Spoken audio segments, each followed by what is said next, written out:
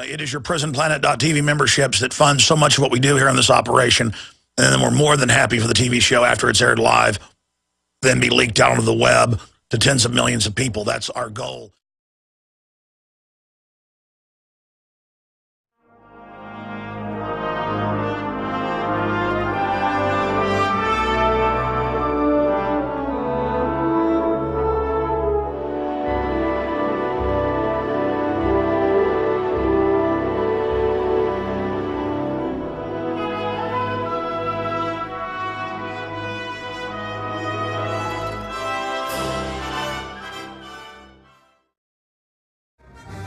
Ladies and gentlemen, it is already Tuesday, the 18th day of September, 2012, and we're going to be here for the next 3 hours, and we have Paul Joseph Watson joining us to break down all the different preparations, not just in the United States, but also in Europe, for what you would call martial law, basically. So we're going to be going over all of that today. We are also going to be looking at the ongoing carnage in the Middle East and what's happening with the announcement of unlimited QE and how all that ties together. I also want to analyze the campaign propaganda going on by the Obama system and the Romney system. But I tell you, you've seen Obama come out and say, you didn't build that.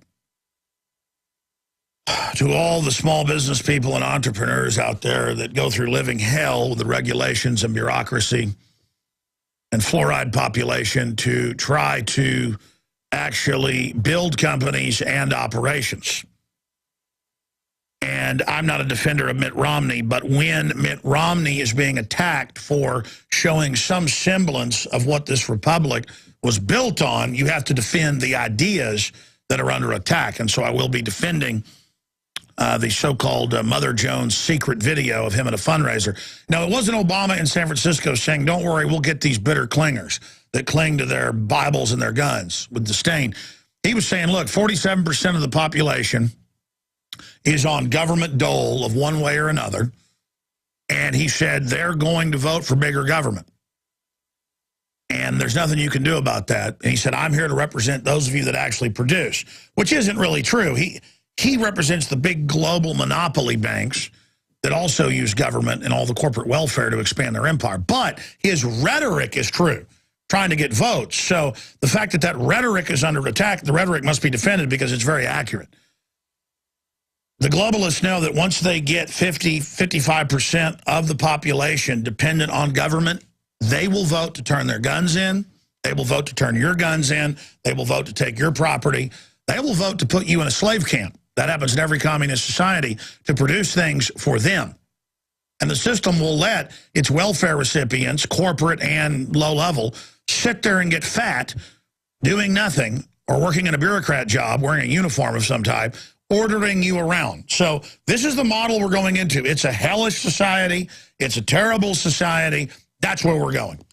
And so this is basically the establishment striking back against you didn't build that comments of Barack Obama. So when we come back from break, we'll get into that and also a lot of the other top news that is being reported on right now. U.S. Embassy in Beirut destroys classified documents, prepares for protest. CIA-sponsored Taliban attack Camp Bastion with orders to kidnap or kill Prince Harry. Yeah, let's not forget Taliban, Al-Qaeda, all these groups stirred up, created by the globalist, who then says give your rights up because of the thing they created. U.S. caught creating, and that is people that run our country, I should add, caught creating 3 new computer viruses. That's connected to the Obama administration trying to pass their cybersecurity takeover. Anti-Muslim film setting the stage for October surprise and restrictions on free speech. It's all up there at Infowars.com. We mentioned this a few days ago, but it's in the New American Magazine now. Taxpayers to fund Hollywood Obamacare movie and Hollywood Obamacare propaganda interspersed in the news and TV. Yeah, when you turn the television on, movies, all of it's just a bunch of brainwashing. Also, controversial naked airport body scanners to be scrapped for failing to receive European approval. The Daily Mail bemoans the fact they love their naked picture being taken and being microwaved. That and a lot more today, and your phone calls. I'll get the number out coming up. But first, we're going to get to this so-called secret video from Mother Jones. Infowars.com. We are live, ladies and gentlemen. Thank you so much for joining us today. We're going to get into the giant ongoing conflagration that has been set off in the Middle East by al-Qaeda, that our criminal government publicly created in 1979 and is publicly injecting into every major country in the Middle East with their little henchmen, the Saudi Arabians. All of that is going on and taking place. This is the political distraction for the banking takeover that is unfolding. We're going to be going over what's happening in the economy today, and Paul Joseph Watson will join us in the next hour. Infowars.com, PrisonPlanet.com reporter, and of course one of the anchors for Infowars Nightly News, looking at domestic preparations for collapse. You see, we've had threats of Iranian war before. We've had threats of hyperinflation before. We've had all these threats before as the world slides into this global depression that's been engineered to consolidate wealth. But now we've got all the intel of government running around, battening down the hatches, digging in, buying 1.4 billion plus rounds of ammo. Watson's got an article coming out in the next 30 minutes with even more ammo they're buying. We're going to be breaking that report. So all of this tied together really shows a perfect storm of biblical proportions, because if there is a wider Middle East war and the Russians or Chinese are brought in over deals they have with Iran and Syria, Katie bar the door. Now, again, we can move back from the precipice just like during the Cuban Missile Crisis of 1961 or other events that have taken place. But regardless, the world is in a very, very serious position right now. Now, that said, I want to get into domestic politics first here, because when you get down to it, Obama and Romney are funded by the very same mega banks, institutions, crony capitalist, monopoly men, insiders. But Romney is on the surface enough different that conservatives and libertarians are supposed to see him as the lesser of two evils. And we've had, obviously, endless discussions and debates about this fact. But Romney must be defended in one major respect, because he is the synthetic, false standard bearer for the Constitution, the Bill of Rights, the Declaration of Independence, free market, rugged individualism. That's what the Republican Party supposedly represents. And then it misrepresents it to give all of those great things a bad name. The media blames the crony insider garbage, the tens of trillions in banker bailouts. They blame that on capitalism when it was government teamed up with select corporations and banks that created the mess we're in right now out of their greed and hubris. So what I'm getting at here is that when Obama comes out and says, if you got a small business, you didn't build that. Government basically did. Social engineers created the system that allowed you to have this business, which at one level is partially true, but that's the collective wealth and work and intelligence of the society in concert, and then a limited government working as the system to direct it. And I'm not saying that's the only way we could go, but that's been the system we've had for thousands of years. Big governments destroy things and bring things into stagnation. That's well known, maxim of history. But it is the human initiative and spark and drive and energy and competitiveness that animates the socioeconomic system. It is the taste of the public that will reflect its mind into the architecture, into the art, into the literature, into the style, into the manner, into the culture of the people. So the statement by Obama, before I get into the big Mitt Romney controversy, the statement by Obama that you didn't build that. We've played the clip ad nauseum. No need to replay it here. You can look it up. Watch the whole speech. He explains government organized it, government did it, and collectively we built this. Yes, but we were collectively led by the good, the bad, and the ugly. There's always different forces in society, and no one can deny that big government, out-of-control government, has been created and fostered and supported by selective big corporate interests that don't want freedom and don't want competition and who want to shut down the family itself, because any sovereignty, any allegiance not owed to the corporate Borg state gets in the way of them being able to politically rewrite us like a computer disk whenever they want. They want you mindless and doing whatever they say, a fad-driven, empty creature, a biological android. But let me just put this in simple terms, okay, and state it clearly. When Obama comes out and says you didn't build that, that is the social engineers assaulting the mind of humanity and assaulting the mind of the individual and waging war against the greatest elements of our species. Competitiveness, art, enjoying the fruits of your own labor, that is a full frontal assault on that. By the ruling class that craves, the technocratic class that craves controlling your mind, that craves controlling art, that craves dominating.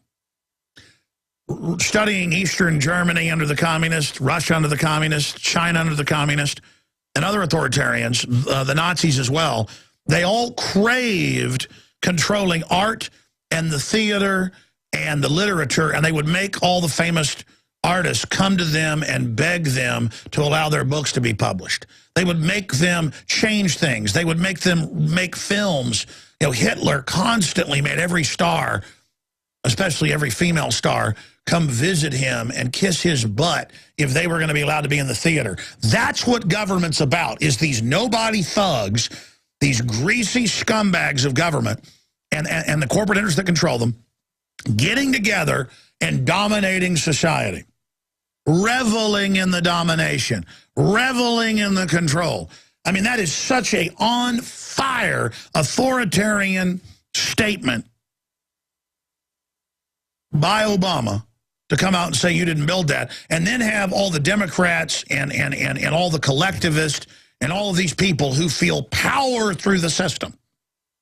Mid-level bureaucrats and high-level ones, I've met them, I've talked to them. They revel in the power, and they'll tell you, the state is behind me, you will be defeated, you will be absorbed. You know, we are the Borg. Resistance is futile. They are empty, pathetic people who are gang members. They're in a gang saying we didn't build it. You know, when I paint a painting, I did build it. When my wife and I got together and had children, we did build it. She built it in her womb. When I set up InfoWars 15 years ago, I did build it. I did build it. I did put the initiative in. I did communicate. It was my drive, my impetus, reaching out with others that have like minds, interfacing together, that built what we've got here to resist the globalist.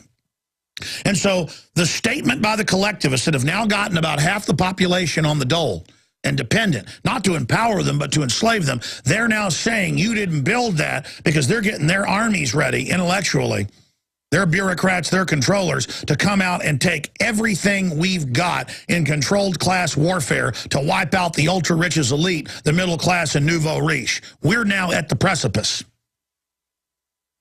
Now, all of that said, when we come back, we'll play the Mitt Romney clip. And again, I'm not defending Mitt Romney himself. His voting record is clear. He's a globalist. But if they can attack Mitt Romney and say, how dare him say 47% are dependent and they don't care what the government does, they're going to support big government, they're going to support Obama, that's truth. And of course, Romney only says the truth with a group of upper middle class and rich donors. And that scares the system. And by the way, Romney's done the right thing. He's owned it. Romney sticks by victims comment, but calls them off the cuff. This whole liberal system isn't liberal. It's about disempowering you. It's about scaring you about what's outside the matrix, what's outside the dome city. You don't want to go up there. You want to stay down here. It's about Plato's cave. It's about keeping you on the reservation. It's about controlling you. And so now we must defend Romney because this is a fight between forces of total collectivism and slavery and centralization and those of us that understand this long train of domestication that people like Governor Romney helped create. We know Romney's a globalist, but he's taking the place, he's standing in the position of liberty and freedom so they can have controlled opposition. But Obama and Romney are fighting over the levers of power right now, so we have to come out and say, no, what Mitt Romney said is correct, what Mitt Romney said is right. Regardless of who's behind Mitt Romney, we cannot allow them to demonize the entrepreneurs of this country. The problem we have in this society is that people don't know the real definitions of things. They think there's Republican and Democrat. And the average Republican is taught all corporations are good, all mega banks are good, Walmart is good, every big organization is as pure as a driven snow, GMO is good for you no matter if it's 5 different species mixed together with a live pesticide that the plant grows that kills bugs that eat it. But you're supposed to be okay eating it. The mainline Republicans think everything non-government's good, everything government's bad. Democrats think everything government is good and that collectivism and basically socialism is the way to go. They tell you, oh, England is so great, we're going to have health care like they have. And you're like, it's absolutely hellish. Do you know anything about it? I mean, 2 year and a half waiting lines for basic surgeries, people dying en masse. I mean, I can show you C-SPAN, their own parliament admitting it. And they're like, no, you're a liar, you're a right-winger. So overall, the Democrats, on average, are very naive, childlike weirdos. So I generally, intellectually, would find myself more what they call right-wing. The problem is the right-wing are a bunch of naive fools as well. Because they don't understand that the big 6 megabanks on record are the ones financing the Nature Conservancy and Sierra Club to take over private property. They're the ones financing the carbon taxes that wrote up the plan. They're the ones that want a corporate hostile takeover, and they're using government to do it. They're using government force through the EU and the national security state in the United States and England to set up a planetary corporate government that openly says your family and your future is serfdom, if you're lucky. So if people don't get smart and get wise to how the real world works, we don't have a future, ladies and gentlemen. And it's so frustrating to now be at the point where these corporatists who said over 100 years ago in National Banking Association publications, you name it, we've read them on air, you know, we've got to take over education. We've got to dumb people down. We've got to reduce the vocabulary. Americans are too smart. They're too savvy. They don't trust the system. This is the robber barons over 100 years ago saying we want to take over completely. And they were being defeated at that time. People were waking up to them. And so they developed all the different programs you see today to domesticate you. They take the middle class's money, give it to the poor people, domesticate them, grow the number of poor people, dumb them down, and then use them to become the bureaucratic force to then take the rest of the wealth of what's left, while the globalists exempt themselves from all the taxes and all the regulations. They think the public is so stupid that they go on the news, CNN, ABC, you name it, and say, Warren Buffett doesn't pay many taxes. Hey, his secretary pays a higher percentage. which is all true because Warren Buffett helped write the laws in the 80s and 90s to do it. Bill Clinton got rid of Glass-Steagall to allow all this to take place. And then Bush continued it, and then Obama continued it. This has all been charted out, and you sit here and you talk to adults, and they have no idea how the world really works. It's so frightening.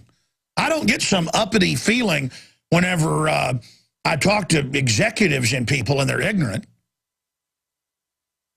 It scares me. Because if little Alex Jones knows more than most people, even people worth billions of dollars I've had a chance to meet, my God, we're in trouble. That's all I can tell you, because the way the world works is right there, ladies and gentlemen. You got special interest running big government to domesticate society and shut down their competition, period.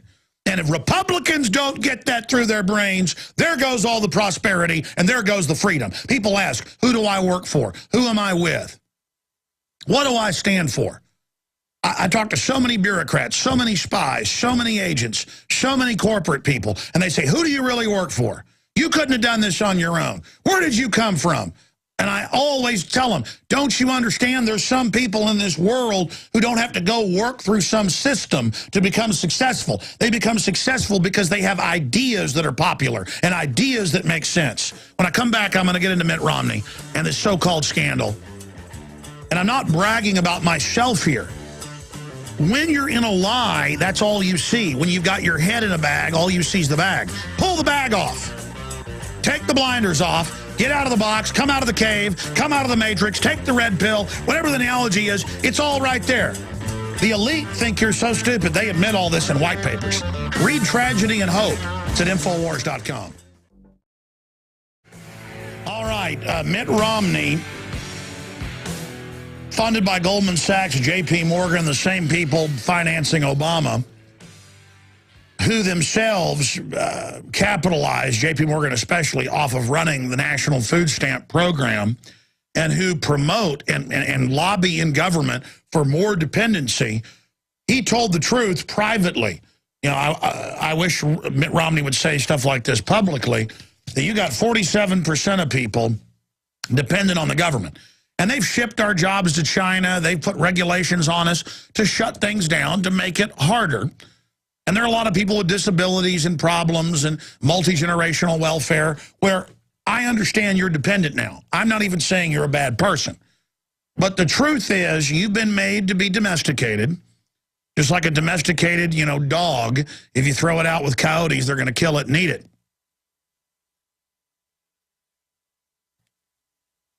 And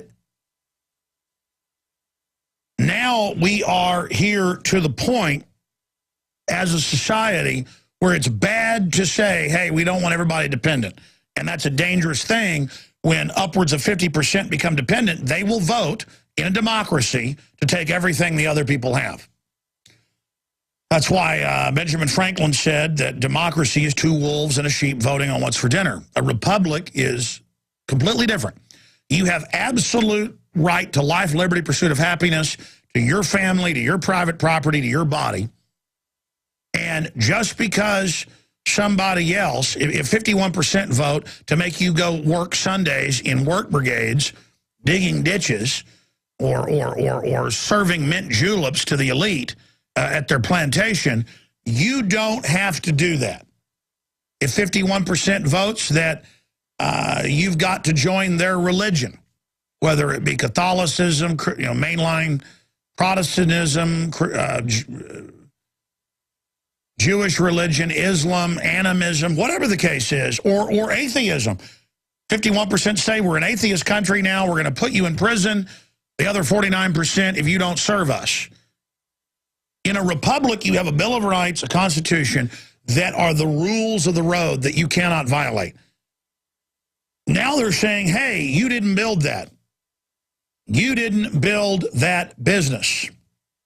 You didn't set that up.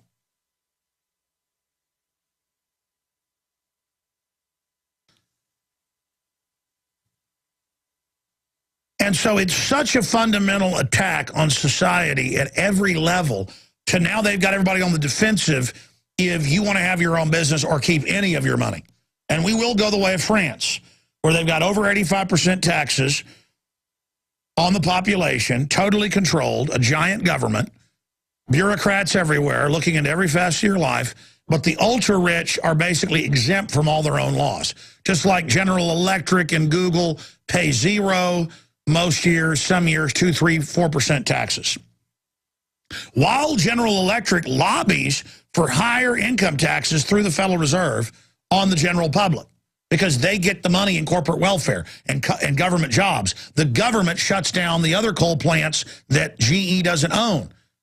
And the list goes on and on. So that's where we stand. I know the general audience out there understands this, but we have to get this information out to everybody. Now, continuing here,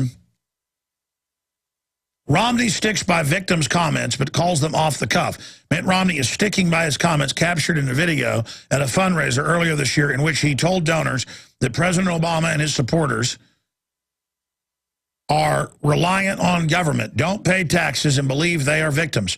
Yeah, what, government workers, I've seen numbers, are 2 to 1 going to vote for Obama. The welfare class, it's over 90% is going to vote for Obama. And it's basically game over at that point. You see, that's why they want the 30 million illegal aliens legalized, and why Obama has just legalized most of them by fiat. No law, he just did it. Was because the illegals get here, and they go and work, but they also get fake identities that the IRS provides them, that's on record, and then go get 3, 4, 5, 6, 7, 8, 9, 10, in some cases, per home, hundreds of identities and hundreds of checks. That's why illegal aliens are driving around in the brand new trucks, living in 5, 6, 7, 8, 10 bedroom houses, totally rich, you know, from poor people's standards. Because they say, my name's whatever you want it to be, cop. Go ahead and arrest me. The judge will let me out for $10. That's on record. Police are told don't arrest illegals. If they arrest illegals in Phoenix, the feds come and start an investigation. That's happened there in the county, Maricopa County. Again, it's not that we couldn't have immigrants here, but the immigrants that came to this country and made it what it is busted their butts. Whether they were immigrants from China who've been coming here for 200 years, never hear about them, or whether they were from Germany or Italy or Ireland or England or Romania, or there were African immigrants that didn't just come here as slaves. And believe me, the immigrants that were slaves that were brought here, they certainly worked hard. That's what built this country, not 100+ million people on out-and-out welfare and food stamps. You count welfare and food stamps, it's over 100 million. You count everybody who is dependent on government one way or another, it's over 200 million. Basically, that's why it's game over. You got 150+ million who are dependent one way or the other, but over 200 million that are somewhat dependent. Romney's right. 47% plus are totally 100% dependent. You can look at the numbers different ways, but some numbers are over 50%. But over 200 million, over 2/3 are somewhat dependent. But right at half are totally dependent. And it's come out with the IRS whistleblowers. It's all come out that right here in Austin, they issue millions of fake tax ID numbers that the banks just accept if you're an illegal alien. It's totally discriminatory. You walk in Bank of America, Wells Fargo, anywhere, you're an illegal alien, you get whatever you want. But you're a citizen, they treat you like crap and charge you to even have your money in their bank. Oh, yeah, I can't find banks out there that don't charge me, to even business accounts that don't charge you, because the money's crud. The banks have got all of our money they want, unlimited. They just use money as a way to manipulate society. They have unlimited. And they have pretty much gotten their major beachhead in of dumbing the population down and getting 47% on the dole. And you've got even mainline Republicans coming out against Romney, because now it's time, with him playing the part, and I'm not saying even consciously, for him to be the titular head, the punching bag, to say, hey, you don't say it's wrong to have 47% totally dependent. And it's game over. They will vote to take our guns. They will vote to take your children. They will vote, as Rahm Emanuel, as the White House Chief of Staff said on C-SPAN, we're going to put you in forced work brigades. High school is going to become work brigades. They said we're going to make you do national service in the new National Corps domestically, a group just as big and just as strong as the military. I mean, it's a total conversion to like some type of Soviet model with a bunch of offshore banks running it and sucking all the money and profit out. All over Texas where I live, but it's nationwide, every town is falling to Agenda 21 right now. They're rolling in with HUD money and UN money, and they're just signing the cities over to the UN. Elgin, you name it. We've sent Aaron Dykes to towns all around Austin. Austin's already fallen to them. They take anybody's property they want. They selectively take your property if you have a certified tree on it, you know, a tree bigger than, 16 inches. They're not letting you have wells. They're trying to put meters on everything. They're just taking over. They're the mafia. The colleges are turning out all the environmental assessment people. They've got a career. They're going to go defend the career they paid $150,000 for. And their career is running our lives. You know, I'm going to take my son bird hunting, and I went and got the stupid license and scanned my driver's license and everything. He wants to go hunting. It's a you know, a right that you know, young people have an instinct for. He's been hunting before. We're going out to our old East Texas ranch we've had since 1830. And I just know, no matter how deep in the woods I get, when I come out, there's going to be game wardens. And it doesn't matter how many times they come harass us, how many times I've talked to them, they're going to sit there, even if I'm not hunting, camping, got a fire, cooking food in a cookhouse, door opens, here comes 10 of them. And they don't look like the game wardens of 20 years ago. They don't act like it. They're in your face. You are seen as a lamb chop, and they're a wolf. And it's just not a free country. It's not a free country. It's a joke, okay? And I love this country. We're not going to get it back unless we admit we become an authoritarian joke. Did you hear Max Kaiser yesterday? And it's true. We showed the news articles here on air. Corrections Corporations of America and others, there's 3 big companies, a few dozen smaller ones, are lobbying state legislatures to throw nonviolent offenders away, but release violent offenders. They're building new prisons everywhere. They've got a guarantee to keep them at 90% occupancy. And they've got factories built onto them. Repairing electronics, doing customer service. It's not just furniture and license plates. And it's what's shutting all the towns down around them. You think Walmart shuts your businesses down? What about a prison? Remember Tulia, Texas? I interviewed the award-winning journalist from Texas Monthly who broke it all down. He went and infiltrated it, you know, talked to all the people involved, and it came out that they built a prison in West Texas, and they just rounded up all the poor people, planted drugs on them, because the local town fathers actually had the contract for the prison and the hotel for visitors to the prison.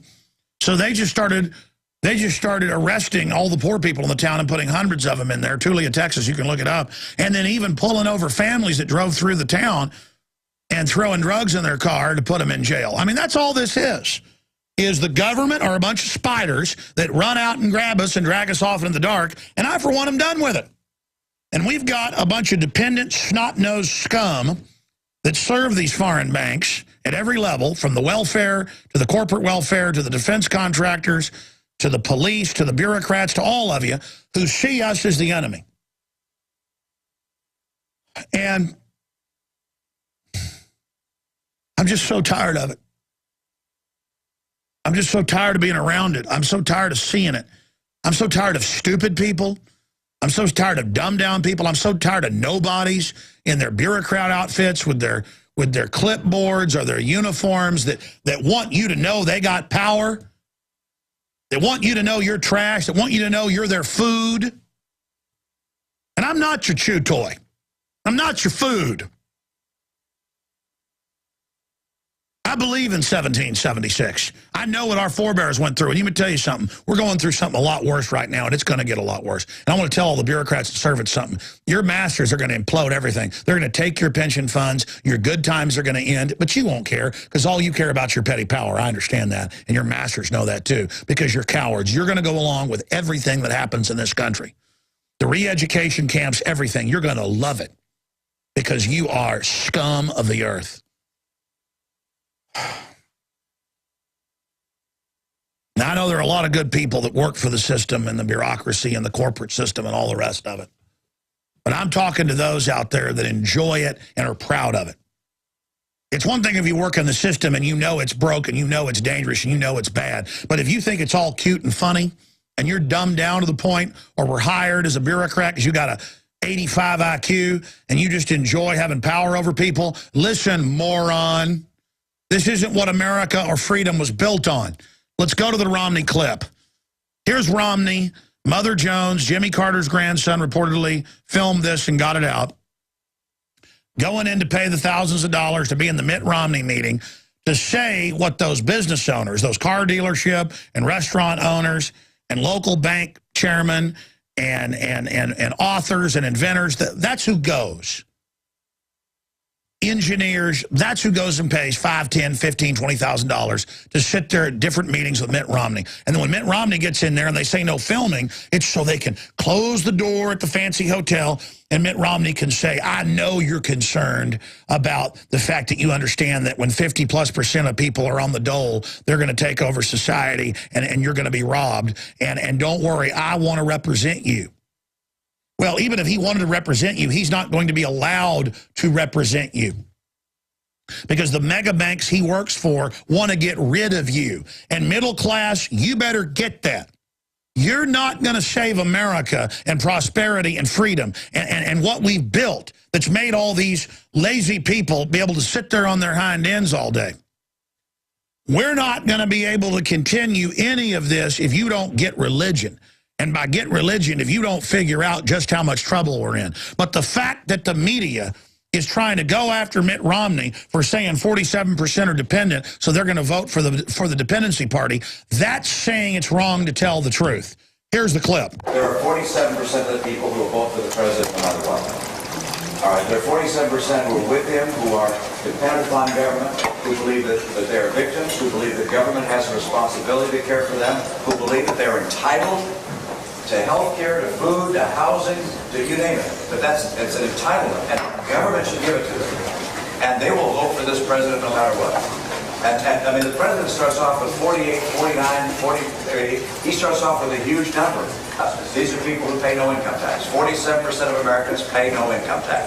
So our message of low taxes doesn't connect. And he'll be out there talking about tax cuts for the rich. I mean, that's what they sell every 4 years. And so my job is not to worry about those people. I'll never convince them. They should take personal responsibility and care for their lives. What I have to do is convince the 5 to 10% in the Senate that are independent, that are thoughtful, that look at voting one way or the other, depending upon, in some cases, emotion, whether they like the guy or not. And Mother Jones first put that video out, and they're very, very proud of themselves. Now, again, when you're looking at what Mitt Romney said, it's not entirely true. People that either don't make enough to pay income tax, you're still paying 10% or so for FICA. You're never going to get that Social Security and the other little fees and things. Your employer is having to match that, so that's money you would have gotten. So whatever your employer is paying you, you're actually paid a higher rate. It's just extra money goes to the government.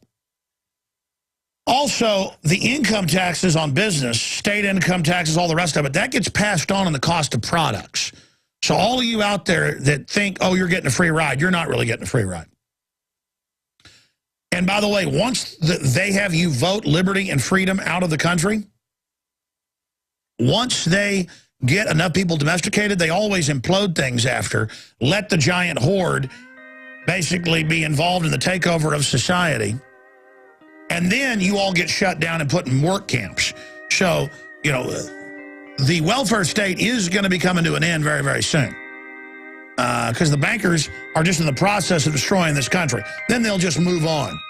That's what the globalists do. Because it's about power, it's about domination, it's about control. We'll give you some geopolitical news and economic news on the other side. Stay with us. The reason we knew what the mega banks were going to do is that for more than 150 years, they've done it in Europe, Eastern Europe, and what is Latin America today. They've done it everywhere. They come and they loan fiat money, paper money to countries. They pay off the dictator or the oligarchs or oligarchy to not pay the money back, and the contract is signed to hand over the natural resources. And then when they don't pay it back, they don't care. They're getting real resources. It's all fiat money to begin with that's written off. But that's not good enough. You go back to the home country, England or the U.S., the empire, Germany, Dutch, Spanish, Portuguese, the different empires, French, and you say, oh, it's really more than 150, but this has really intensified the last 150, 200. Oh, this is all mainline history. We just read it. It's all out there. Oh, we loaned to help get our colony going, in Paraguay or wherever it is. We loan them $1 million of this or that, or in today's numbers, $1 billion of this or that, and they didn't pay it back. Our system is going to go bankrupt, and these banks that signed on to underwrite it are, if you don't bail us out. These bailouts have been going on for hundreds of years. They're not even bailouts. How many times has our government bailed out Mexico after they hyperinflate their currency? And all it is another wealth transfer. I mean, they play on the ignorance. They play on it. There's more than one way to rob a bank. Idiots go rob banks. Smart people go to Harvard, they get degrees, they go work for big hedge funds and big banks, and they sell fraudulent derivatives. Or they pay off the government to shut down factories that they don't own, or coal plants they don't own. That's hundreds of billions a year they're already making just in the last 3 years. Hundreds of billions. Look it up. Hundreds. It's over 200 billion last time I checked. That the select coal companies that are insiders have made since hundreds of plants have been shut down that weren't owned by them. I mean, the power prices everywhere are going off the chart. They're literally a foreign army bombing us couldn't cut off our power like this. We're being destroyed by design. And that's not just rhetoric, it's happening. We're going into a tyranny. Everybody should be upset about this. What about our children? What about being under strongmen? What about being under thugs? What about living in something like that? You should all be very upset, not scared. You should be scared that they're going to take over and win, not scared so you shut up and let them win. Look at these economic articles. I haven't even got into them. I'll get into them after Paul Watson joins us on the geopolitical ramifications for about 40 minutes. Fed's QE infinity. By the way, I coined this last week. I remember saying QE infinity and QE unlimited. I'm not bragging. I just coined so much stuff that I know I said first. Of course, that's really what it is, so someone else may have actually thought of the same thing. I've learned a lot. A lot of times people don't plagiarize you. They have the same understanding. So I don't know, but it's a quote here out of CNBC. Fed's QE infinity will push gold up to 2,400, says Pro. And a bunch of the big groups are saying that. In one of the most bullish gold calls since the Federal Reserve announced a new round of easing last week, one strategist sees 36% jump. There's a whole bunch of groups saying that, to 2,400 announced by the end of 2014. The new target reflects our view that the Fed will maintain mortgage purchases until the end of 2014 and will move to buy treasuries following the end of Operation Twist this coming December, wrote Francisco Blanche, a global investment strategist with the Bank of America Merrill Lynch, in a note to clients Tuesday. We'll be right back. Stay with us. Second hour. 1 minute away. All right, we are blasting out on the AM and FM dial. And, of course, global shortwave and satellite XM 166. We are simulcasting at prisonplanet.tv right now, the video. Up on screen, CNBC dollar index headed for rapid collapse chart show. Yeah, that's not their opinion. That's the chart. And look at that chart. And that's what happens. They haven't done quantitative easing. That is giving themselves tens of trillions in about a year, as you can see there on the chart. So the dollar was going down over the last couple of years. Now they're starting it again. It's going back down. It's seesawing. But if you look at a 10-year graph, whether it goes up or down, overall it's going down. Same thing with every other major currency. This is all part of this insider-run market. And just amazing headline also from CNBC. Fed's QE infinity will push gold up to $2,400 an ounce, says Pro. We're going to be breaking that down in about 40 minutes. I've got a whole stack of economic news that we're going to be breaking down here. And then we'll have open phones in the third hour. I'll do nothing but phone calls in the third hour here today. Coming up, we've got a lot of other news that we're going to be breaking down after the break when we go to break and come back with Paul Joseph Watson of prisonplanet.com and Infowars.com. He also, as you know, is a popular host of Infowars Nightly News when he sits in at least once a week. And so he's going to be joining us coming up after the break because I wanted to get him on about a big article. In fact, it may have already gone up. I think it was supposed to go up by the time he was on with us at Infowars.com, dealing with bullets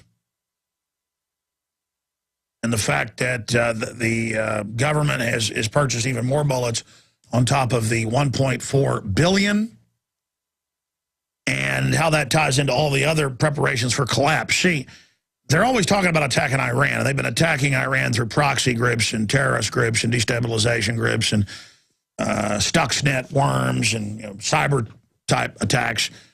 But now it's all the domestic preparations. It's the economic meltdown accelerating. That's what adds in to this larger constellation of information. And that's why I feel a disturbance in the force, or the spidey sense, to use popular culture nomenclature. Watch your six, Big Daddy, is what I'm saying to everybody out here, because we're getting a lot of flack. Those of us that promote liberty and freedom, we're seeing big pushes for cybersecurity that even CBS News, CNET reports will curtail freedom and tax the internet. I mean, it's just authoritarianism in general is rolling forward real fast.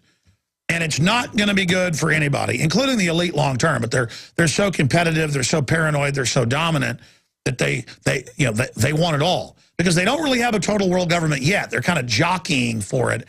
And as the world government gets built, there's different factions that never tear down the world government because they all see themselves at the top of the pyramid. As the pyramid's being built by us, the slaves, as we're building our own prison, the controllers, the engineers, the architects, who are building different parts of it, and it's not perfectly built either. It's been built over time by corruption and greed and deception and think tanks and the science of control. As they prepare to complete it, they're now fighting more than ever over who's going to get to be at the top perch. Like a bunch of cockatoos in a tree quacking, squeaking and squawking and crowing and yelling. You watch all those Republicans in that Mother Jones video all around Romney, just, oh, the power, the power. They could only climb the ladder higher. That would fulfill them. You will be fulfilled the moment you decide to stand with humanity, and not a second before that. You will never be fulfilled serving status. Ladies and gentlemen, coming up in about 40 minutes, I'm going to break down CNBC. Fed's QE infinity, that's a term I coined, will push gold up to $2,400 an ounce, says top pro and investment strategist at Bank of America Merrill Lynch. And, of course, you saw months ago George Soros and a lot of the other top guys doubling their gold in a single day in Soros's case. We're going to be looking at all of that coming up. Also, FedEx is reporting that they're seeing the economy really fold. Their business is imploding. Again, this has been engineered, but they want to continue to basically con everybody so that they feel like and think that, oh, things will get better. No, it's designed to consolidate. Dollar index headed for rapid collapse. The chart, CNBC. Poll, are Americans too dependent on government? We're going to be going over some of that. Again, FedEx says economy is worsening, cuts outlook. That is just some of what we're going to be going over. Here is the poll out of Gallup that actually proves what Mitt Romney is being attacked for saying. And again, folks know that I'm not some big fan of Mitt Romney, but when he stands up for basic issues of truth, we have to defend him.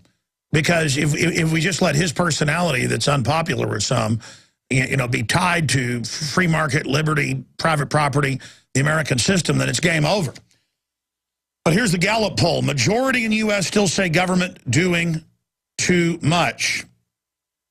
Okay, so people agree with that, but we have 60+% of Democrats saying they want it to do more.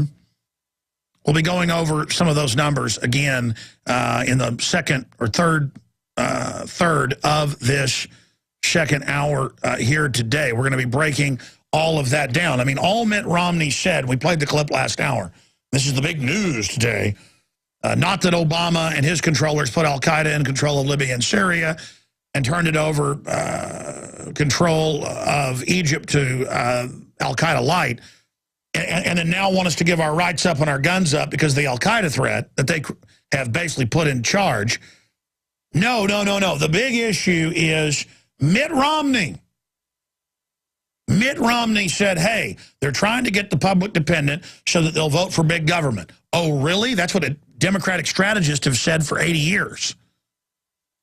I mean, that's not debatable. They want us dependent. And so do the Republicans. They go along with all this. Look at Bush and his no-child, left behind federalization of education, his prescription drug program, a giveaway to the big insurance companies and big pharma.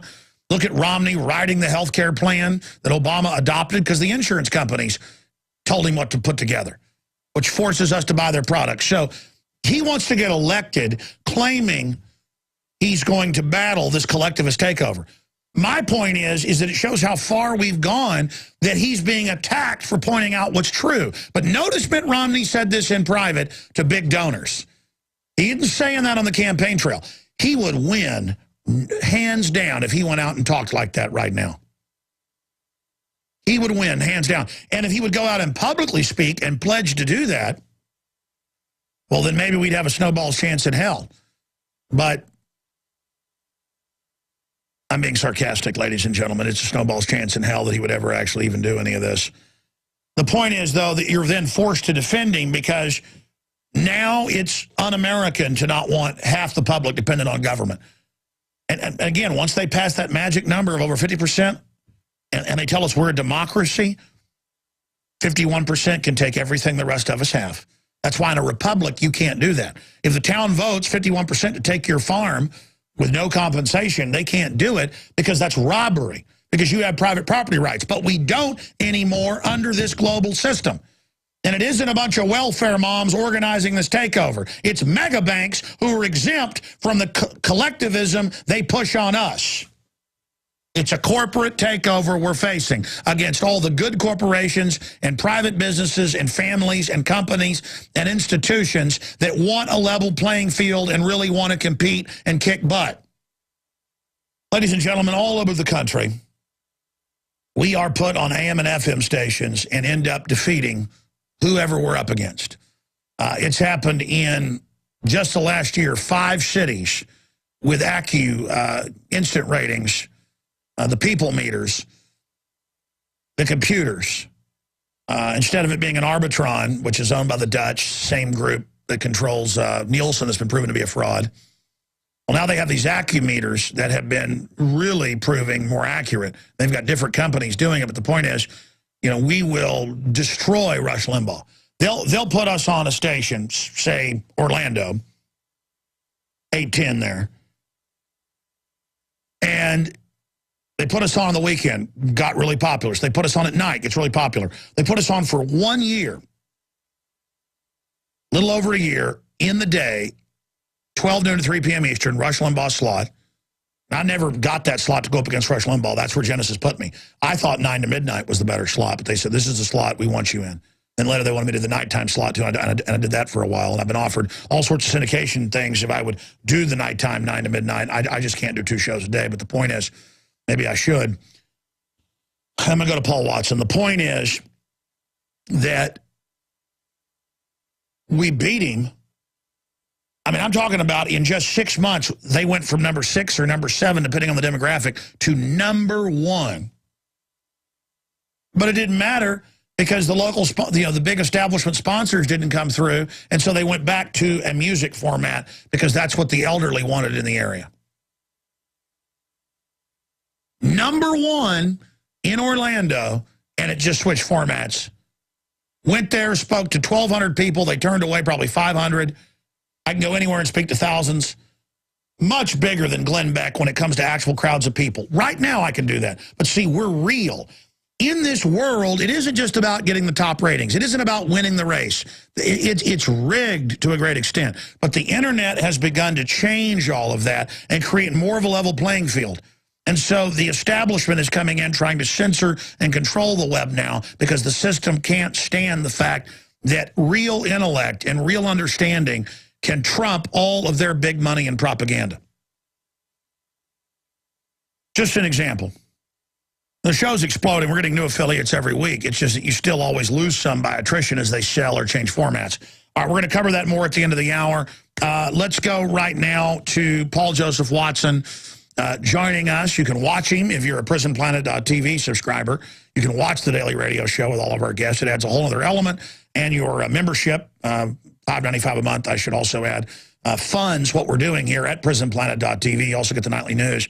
And get to see folks like Watson here and see the documents and video clips, and it adds a whole nother dimension and then some to what we're doing. So be sure and check out prisonplanet.tv. I want to thank all those members. Okay, Paul, I want to get into the whole geopolitical realm, what you've been researching, your take on the buildup for war, Al-Qaeda attacking embassies that our own government put in, what you think the grand stratagem is from your research. But first, after you're on today, the article will come out dealing with more bullet purchases and the whole domestic buildup. See, it's the police state buildup coupled with everything else that tells us we're in a very dangerous time. Give us your take on that, Paul Joseph Watson. Hi, Alex. Good to be back. Yeah, basically, as many of the listeners will know, over the past 6 months, mainly the Department of Homeland Security, but also other federal agencies, have basically purchased bullets, rounds of ammunition in huge numbers. Before this recent purchase, which I'll talk about, they were up to 1.2 billion rounds of ammo purchased just in the last 6 months alone. And that's only the Department of Homeland Security. So now we've got a new story coming out shortly where the DHS has purchased a further 200 million rounds of ammunition. And an interesting detail of this story is the fact that a portion of it is blank ammunition, and in it they state that it's going to be used to train new snipers. That's why they're using blank ammunition, because they want to train them up for target practice. So whoa. They've been blacking out a lot of these documents. This is on the federal purchase sites. Well, the headline should be Homeland Security Training Army of Snipers. The fact that they're getting, counting last year, that's over 1.6 billion now that they're purchasing an additional 200 mil. This year alone, in 8 months or 9 months, you're talking, this is just staggering, 1.2 bill. And you're saying they're purchasing ammo for snipers now. My God, Watson. Well, yeah, it's blank ammunition for sniper training. So that's what they say it's for. But yeah, as you said, they start to black out some of the numbers in some of the ammunition purchases on the Fed BizOps website, which anyone can go on and see what the federal government's buying. And then, of course, we had, well, people asked the DHS, why are you buying all these bullets? They refused to answer why. So then the Social Security Administration purchased, I believe it was 174,000 rounds of ammunition. And then the Associated Press and numerous other establishment media outlets came out and basically did a whitewash and said, this is, you know, the Social Security Administration has armed officers that go out and perform these duties. It's a relatively small amount of bullets for the whole country. Why is everybody getting in such a froth about it? There go the paranoid conspiracy theorists again. But in that article, in that Associated Press article, they failed completely to mention that simultaneously the DHS was purchasing, as he said, now up to 1.4 billion rounds of ammo. So they completely ignored that in order to pass it off as a wild paranoid conspiracy theory. Well, that's going to be coming up, what, by the middle of the next hour? Yeah, I'll be getting that article up on Infowars.com. All right, well, this is huge news. We're going to go to break and come back into the geopolitical, but I'm begging our listeners and our media friends out there in talk radio, you name it, to get this article Paul's putting out and get it out, because the media responded with thousands of articles in the last month saying we basically made all this up and we have all the proof, and straw manning it down to 174,000 rounds. We need to force this story back out and say, no, Now it's sniper rounds. This is incredible. My friends, we are in the throes of a designed global meltdown, out of which chaos will erupt. Then the establishment will use that chaos as a pretext to bring in order. And let me tell you, it's creepy to have 500 news articles in one day. Over that, really. You can go to Google and see when it happened. I mean, for weeks on end, this has been going on for almost a month, saying that, there's no bullets or it's only 174,000. Always focusing in on that and saying we're making a big deal out of 174,000. We're making a big deal out of 1.4 billion since last November till now. That's 10, 11 months. And now Watson's done the math just this year with an additional 200 million, a bunch of them for snipers. Just the magnitude of that, 1.6 billion. Billion. They are digging in like it's the end of the world. Now, I'm not saying it's the end of the world, but something's going on. Watson, I'm going to shut up because we only got you to 45 after that. I got to get into the financial news. But continuing with all the stuff going on in the world, I wanted to get you on a few days ago, but you were busy, so now you're here with us, about all these articles about Al-Qaeda and the jihadis and burning down American flags. Go over the news, but give me your gut, because I've learned over the years, knowing you 11 years, you've worked with us, you're a smart cookie, one of the smartest people I know. Especially for your age. What are you? You're not even 30 yet. Watson, what do you make of all this? I mean, what do you think's getting ready to happen? Well, I think it's abundantly clear, if we want to take it from what happened last week, that the attack on the consulate in Benghazi and the killing of the ambassador had nothing whatsoever to do with this idiotic 13-minute YouTube video released by a convicted felon who was a former informant for the federal government. And it's not even a film. Nobody's actually seen the full film. It's a stupid 13-minute YouTube video. And I mean, it's so bad, you'd think it was supposed to be a comedy. I compared it to a situation where, if the Muslims are rioting over this, then Christians should riot over Monty Python's The Life of Brian. I mean, that's how pathetic and ridiculous this video is. And actually, it's funny that you can get away with portraying Jesus as, a paedophile, a rapist, whatever you like, in the West. People have made entire stage shows in London about it, and nobody batters an eyelid, but a badly made 13-minute YouTube clip supposedly insulting towards the Prophet Mohammed, when in fact all the insults were dubbed in afterwards. You can clearly see that. And the whole Middle East is in uproar. But the embassy attack, we know, was planned way in advance. US had prior knowledge, of course, because they armed and funded the very same people in Libya who carried it out. And it's the same people who flew Al-Qaeda flags over courthouses in Benghazi, the same people who are flying those same flags now, even as CNN says it's not the Al-Qaeda flag. They actually put out a report claiming that the black flag with white lettering isn't the Al-Qaeda flag, when everybody recognizes that it is. So they're trying it's to... It's so well known in the Middle East, it's like saying the Texas flag isn't the Texas flag. And, of course, don't forget your other report where the New York Times and CNN were saying that they were parading the ambassador through the streets trying to rescue him. And I heard that again on TV last night. They're still pushing it. No, you've got a bunch of guys sticking a camera in his face, shouting Allahu Akbar, giving each other high fives, fist pumping. And the New York Times came out and said, look, they were trying to rescue him.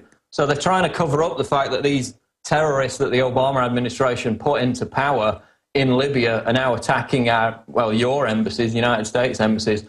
But that's not to say, on the flip side, that a huge number of these protests we now see around the Muslim world are not being driven by this stupid Mohammed film, because it's taken on a legend of its own. The media... Well, by the media, exactly. By the media saying it was the cause. It's like a green light to go crazy. Yeah, because a lot of these Muslim clerics are telling everyone to riot over it. You had the Hezbollah leader just yesterday saying everybody should go out and riot. And now they're talking about destroying classified documents at the U.S. Embassy in Beirut. They're expecting that to be stormed in the coming couple of days. So it's partly contrived, but it's partly the fact that these Muslim leaders are telling their followers to riot. And that's stupid, because if they see how ridiculous and stupid this video is, you know, they wouldn't be fussed about it at all. So, and, you know, it's been released by a federal informant, a convicted criminal that's worked with the US government in the past. So I just find it interesting that these Muslims will attack embassies and riot over some sophomoric YouTube video, but largely stay silent, you know, when 1 million plus Iraqis get killed, or when, you know, the United States is helping to execute heads of states in places like Libya. Well, it's like Americans get upset about football games. I mean, we've been trained to only get upset when the mainstream media tells us to. We'll be back to break more of this down with Paul Watson and get into the Iran situation. Is World War III looming? My friends listening all over the United States and all across the planet, as well as ships at sea, we reach conservatively 10 million people via radio a week. And that's not even counting a bunch of other. In fact, I'm being conservative. It's way more than 10 million. It is a great honor. It is a great responsibility. We certainly don't have all the answers, and I'm not perfect, but I'm trying the best I can. I got a pure heart. I love God. I love freedom. People ask, who do I work for? I work for you. Because if you're going to have a good life, I'm going to have a good life. I believe in win-win. I want justice. I want a level playing field. I want to be able to have a future for my children. It is just that simple. And when people lose track of that in a civilization, or when people just say, oh, that's the way it's always been, just let things be corrupt. When you give in to corruption, it's over. That said, we are so busy knocking it out of the park every day with just incredible interviews and reports and information and analysis that we don't tend to hype the real magnitude of what we're about to present. In the last 2 weeks, we've been doing a big Agenda 21 investigation that's involved 3 of my reporters and myself, or actually 4 of my reporters and myself. And tomorrow night on the Nightly News, we're going to air the findings of that. That includes the police being called on us, you name it. It's pretty wild. And the police showing up. But that's a side issue compared to the University of Texas interview that we were going to get last Friday with a professor, but we couldn't get it because the campus was evacuated with the bomb threat. They got the interview yesterday, and it is sensational. We got it with the professor that teaches sustainable development, Agenda 21 at UT, the professor. And, I mean, the nuclear family is bad. Well, it's in his words. And I'm trying to figure out with Aaron, who went up to all these local towns to show them taking over. It's a takeover. I'm trying to figure out how to combine Melissa Melton's piece with this. It'll be on the Nightly News tomorrow. And then it'll be on the radio Thursday. Thursday is going to be an original show, but it's going to be compilations of these new reports because I've got so many reports, I can't even put them all in the Nightly News. And then the Nightly News reaches millions every week, but each report maybe only 200, 300,000 people total. So more and more you're going to hear some of these reports here on the radio. But, I mean, I got a laundry list of new reports that we're going to be airing Thursday here. Tomorrow night, I'm going to record the intros to all these, so it'll be a special report Thursday. All right, let me go to Paul Watson, back to Paul Watson. Paul, you know, we saw churches blown up and burned, synagogues blown up and burned by al-Qaeda, put in via NATO out of Turkey and Jordan. And then the media has it in the news, but it's in the back of the paper. And then we're unpatriotic if we don't support al-Qaeda, blowing up churches, desecrating crosses, dressing up in Orthodox priest outfits. You know what? Free reign has been given to attack Christians. And here's the deal. I don't sit there and attack Muslims in general. This clash of civilizations is being orchestrated. But the Muslims do take some of the blame and need to understand that running off wildly to decry Christians all day and desecrate crosses and all this is offensive.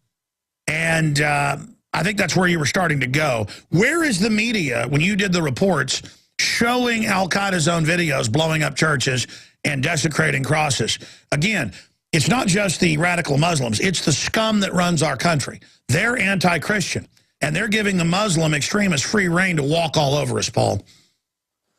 Well, I mean, that's the point. These extremists are a very tiny minority of Muslims. Most Muslims actually like Christianity. They want to get along with people. I mean, the Pope's visiting the Middle East this week, and there's pictures everywhere of Muslims posing with the Pope, posing with photographs of the Pope. But you don't see that in the media. It's not up there because they're pushing this clash of civilizations. But as you said, a lot of the Muslims actually have to harbour some of the blame because they're going out and doing this rioting. They're being told to do it by their leaders. And most of them haven't even seen the stupid video that's causing it all. But how it ties into Iran, which is what you were getting into before the break, you remember, I think it was last year, we had the story where basically the neocons came out through a number of different publications and offered Obama a deal. They basically told him, if you throw America's weight behind the Israeli attack on Iran, we will support you. That's what they said. Now, in the last few weeks, as it appears that, Obama's starting to get cold feet, refuses to meet with Netanyahu on this scheduled Iran attack as all the big armadas and ships sail towards there. It seems that this contrived phony outrage in the Middle East is being pushed for that exact purpose, to crucify Obama on his failed foreign policy as a last, desperate push for the neocons to get their man in. So it is a kind of jockeying for position amongst the two-party gang system, as Webster Tarpley said on your show a couple of days ago. And I had that thought last week, that it appears as though they're trying to make Obama appear like Jimmy Carter because he's starting to get cold feet on the Iran attack. And it's a last gasp effort by the neocons. Because if you look at the actual betting, not the polls in America show Obama has been in front with a lead of about 3 points. That's probably narrowed in the past couple of weeks. But if you look at the actual betting websites, and it's illegal to bet on the US presidential election in the United States, but the UK bookies rarely get it wrong. And they're saying that Obama has a 70% chance of winning the election, and Romney's down at 30%. So if you look at the actual betting figures, it seems clear that Obama's the favourite, and this contrived outrage was an attempt by the neocons to sacrifice him on his foreign policy, turn him into a figure of ridicule, Jimmy Carter-style figure. And that's where it's going. And again, they're using the radical Muslims to do it. Well, look, I'm not obviously into lesser of two evils or pick your poison, cherry-flavored cyanide or grape-flavored cyanide. But you've still got to look at these two guys and the power structure behind them. And Obama, it's a bunch of Chicago globalist, anti-gun, anti-family, socialist, Agenda 21 in hyper-warp, which I absolutely hate and just loathe. So it's like asking me, do I want to jump in a wood chipper, or do I want to, jump into a giant vat of piranhas? And either one looks equally horrible. And then you've got Romney over there, who at least has some good rhetoric on issues, but we know is bad news. And he's got the neocons all behind him, who are absolutely torture, secret arrest, warrantless spy, wars, false flags. And then there's electronic voting fraud. Romney just a week or two ago was starting to beat Obama in polls. Now, because the media running these faux pas hoaxes, he's fallen behind. And at a cynical level, for talk radio, gun sales, what we do, if I was just a business guy, I'd say, oh, I want Obama back in. But I'm morally, because people will go to sleep once Romney gets in. But then I kind of fantasize and think, oh, maybe Romney isn't too bad. Maybe he'll get in and be better. So I think, oh, I want Romney. Overall, I want Romney at a subconscious level, if I consciously think about it, Paul, because there's this idea of Bush was bad, maybe Obama will be better. Even though I knew Obama was going to be horrible and I didn't support him over McCain, I still hoped maybe, he would end the wars and not torture everybody. But then he expanded this, as Chris Hedges said. The Pulitzer Prize winner suing over NDA, and we have some news on that. And so, now you just kind of hope, well, maybe Romney, maybe we'll change, rearrange deck chairs on the Titanic. But I think that answers my question. It's all rearranging deck chairs. I want your take on that, Paul. But here is this really serious news. Obama wins right to indefinitely detain Americans under NDAA. This is out of RT. It's getting almost no news. It happened late last night. A lone appeals judge bowed down to the Obama administration late Monday and reauthorized the White House's ability to indefinitely detain American citizens without charge or due process. But notice this is nowhere in the, quote, liberal press because they don't want to point out he's not a liberal. Last week, a federal judge ruled the temporary injunction on Section 1021 of the National Defense Authorization Act for fiscal year 2012 must be made permanent, essentially barring the White House from ever enforcing a clause in the NDAA that can let them put any U.S. citizens behind bars indefinitely over mere allegations of terrorist associations. On Monday, the U.S. Justice Department asked for an emergency stay on the order, and hours later, the U.S. Court of Appeals for the Second Circuit Court of Richmond, Raymond Lawyer, agreed to intervene and place a hold. But it's only a hold. But that's still terrible, terrible news. I mean, this is so clearly absolute, pure, take him away to the dungeon, imperious tyranny. I mean, this is the criminals confessing to their criminal intent, to their tyranny, Paul. Well, it's amazing, isn't it, that Obama signed this into law on New Year's Eve while everyone was out partying drunk. He put in a meaningless signing statement saying, I'm not going to use this against American citizens. He then repeated that about a week ago in that interview with Ben Swan. He said, we're never going to use it against Americans. And now they appealed. It got struck down by a federal judge in New York that you can't indefinitely detain American citizens. The Obama administration, within hours, immediately appealed it. And now, as you just said, they've got it overturned again. So it's all about hiding behind this smoke and mirrors of trendy, feel-good liberalness. And they're the ones all along pushing it. In fact, when it was passed, Levine in the Congress said that it was the Obama administration that specifically demanded the indefinite detention provisions pertain to American citizens. They tried to take out the language. The Obama administration said no. So they've been pushing it all along, and it's no surprise that they've, bitten back against this New York judge's ruling. Well said, Paul. Thank you for coming on and reporting here on the radio for us. I know you'll be doing the nightly news later this week. And we appreciate all the fine reportage you and your brother as the dynamic duo are engaged in over there at prisonplanet.com and Infowars.net, one of the auxiliary sites.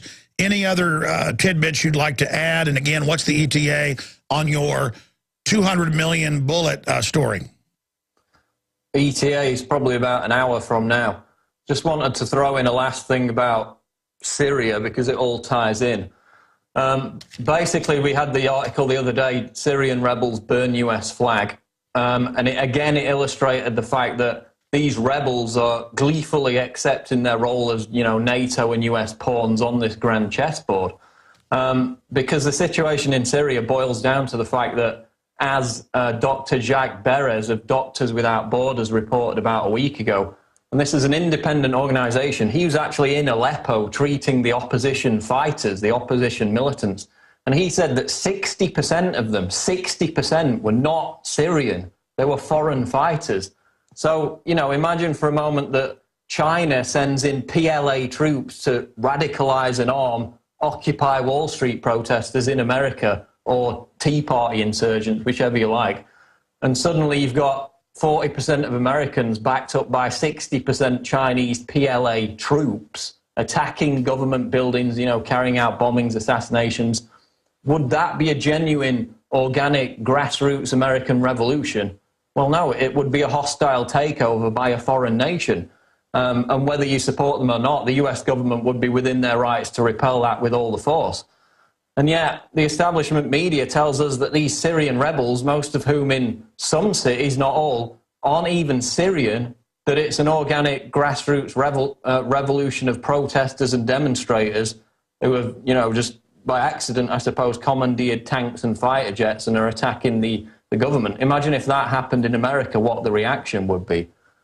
And again, you've had the Guardian reporting that Al-Qaeda meets with them, trains them how to make bombs, trains them how to carry out terror attacks. You've had other British reporters who say most of the accents these rebels had were not foreign. Some of them were English. They've got Muslims from Birmingham who are actually fighting on the side of the rebels. So how that can even be called, called an organic uprising from within the country when it's purely a proxy invasion. Great job, Paul Watson. Again, about an hour from now, your big report will be at Infowars.com and PrisonPlanet.com. I don't know the headline to go with. Let's not give it out on the air yet, but DHS now buying 200 million rounds, sniper rounds, or DHS has now purchased 1.2 billion in just the last year, or DHS is purchasing an additional 200 million rounds, now up to 1.6 billion in the last year. I mean, it's all just incredible. Thank you, Paul. Thanks, Alex. Just absolutely amazing. Okay, I want to get into some economic news here, but I first want to show this graph that Breitbart.com is reporting on here. And this is why mainstream media is supporting web shutdowns, free speech shutdowns, because they can't compete. And I want to show you a graph here. This is newspaper advertising revenue adjusted for inflation 1950 to 2012. And you can see here web advertising in the center line, if you're watching on PrisonPlanet.tv, is only a little bit above print collapse. There is a close to total collapse of newspaper revenue, both online and in print. Though in alternative media, even though we're in a depression, advertising revenue is up. And why is that?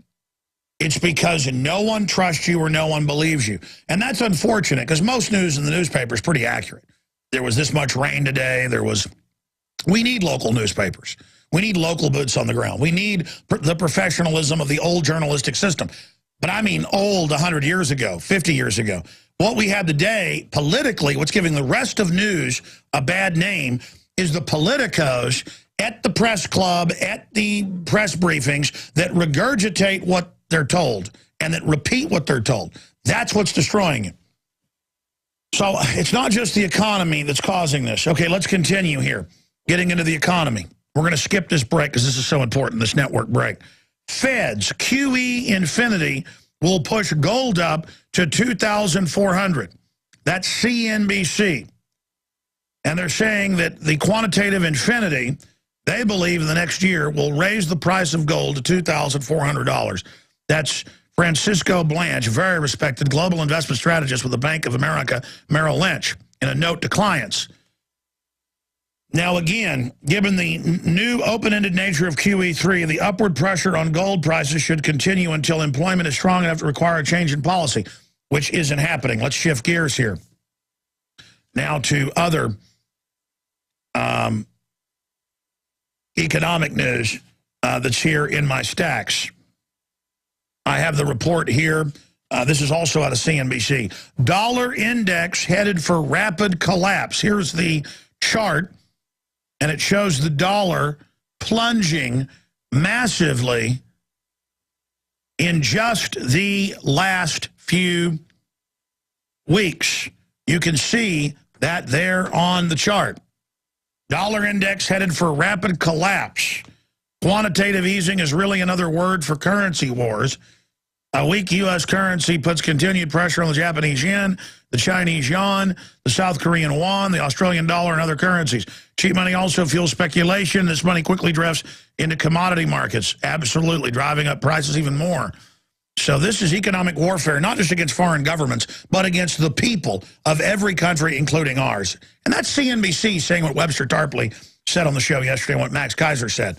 This is global bankers waging war on everyone. It's a full spectrum war. They go fund the al-Qaeda in Libya and Syria, but not just there in Afghanistan and Iraq. Because if you want to be there to have a war, I was talking to some military guys just yesterday. They were saying, yeah, you're absolutely right.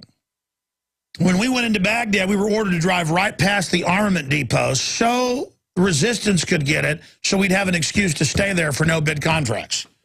Yeah, the globalists go start wars and create these groups so they have an excuse to go in. They run both sides.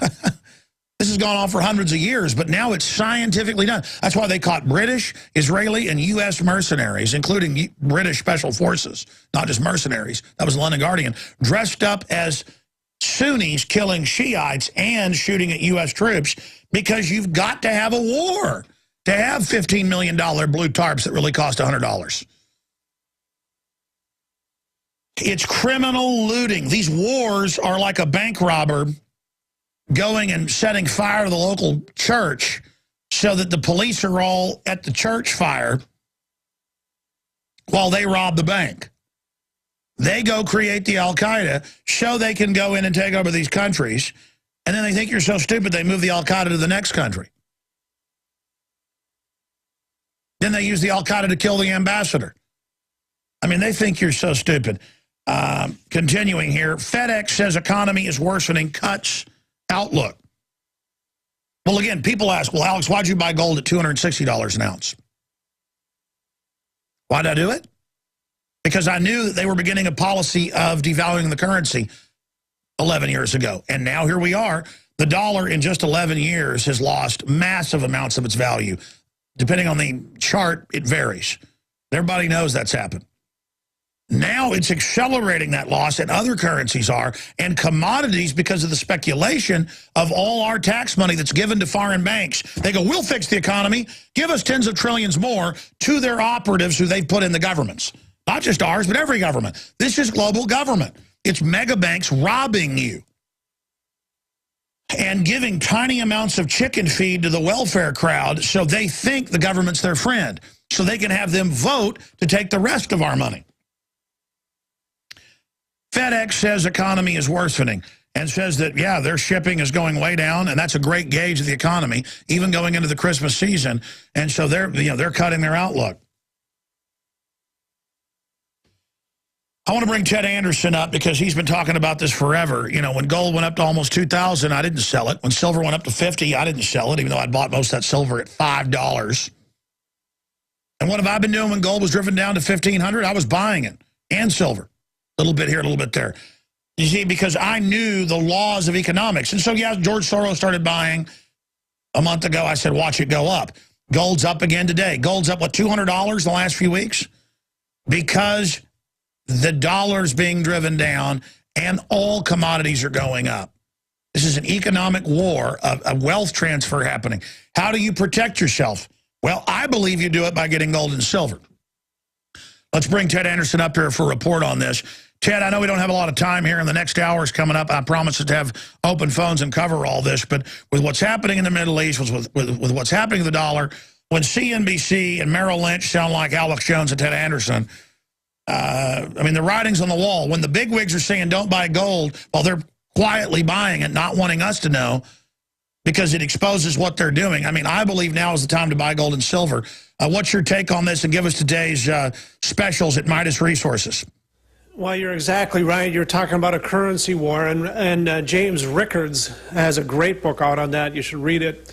But yeah, that's what's going on right now. The United States is trying to lower the value of the dollar, export our inflation overseas. It's coming right back in the form of commodities, and gold is taking the hit right now because it's up. Right now at up $4.90, been as high as $17.74.70 today. Currently, right now, trading at $17.68.40. And like you said, I mean, when you have MSNBC or CNBC, sorry, reporting that Merrill Lynch is saying that we're going to have $2,400 gold because they don't see, I mean, this quantitative easing thing that they're looking at now, rather than ending at a certain point in time, they're just going to say, when we see the numbers turn right, then we're going to change this. Well, they're saying that, you know, the unemployment figures aren't going to come back.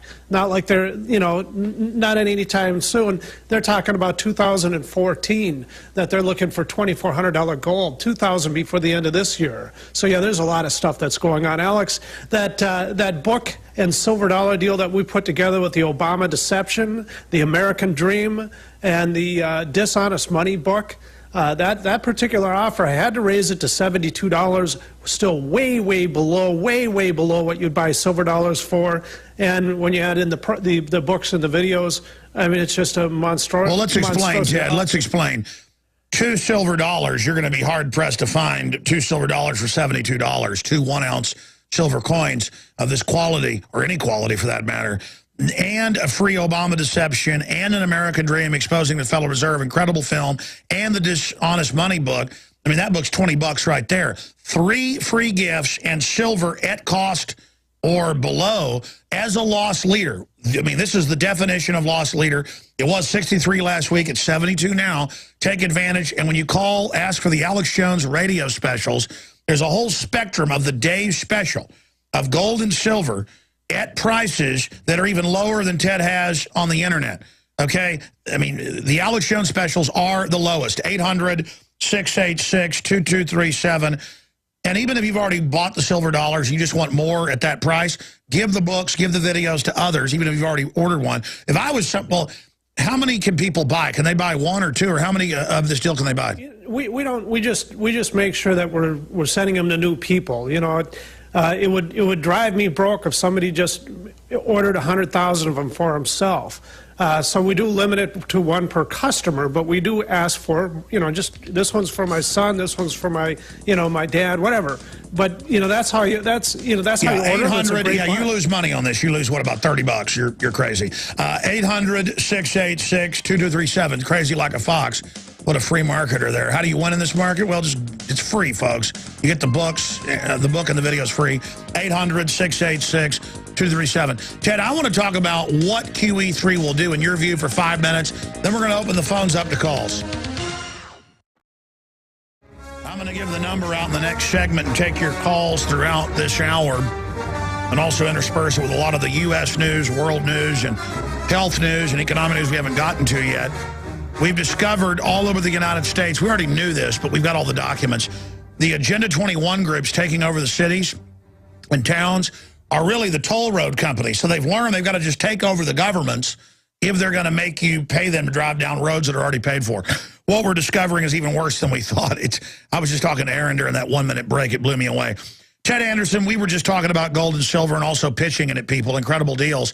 I want to get into the writing on the wall. I mean, when Merrill Lynch and Bank of America are saying, yeah, for the next few years, things are just going to get worse, while the media says everything's fine, we're going into a depression. Gold and silver are only going to go up if they continue to hyperinflate. I mean, what does QE Unlimited mean? You know, $85 billion a month, just giving it to the bankers. What do you expect that to do? Well, one of the very first things that are occurring right now is Egan-Jones, a rating service, just downgraded the U.S. currency, or downgraded the U.S. bonds. They used to be AA rating. Of course, they were AAA rating before Obama got into office. Now they're AA. Well, they just dropped them down to AA minus, which means that it's becoming a riskier investment to be investing in U.S. government securities.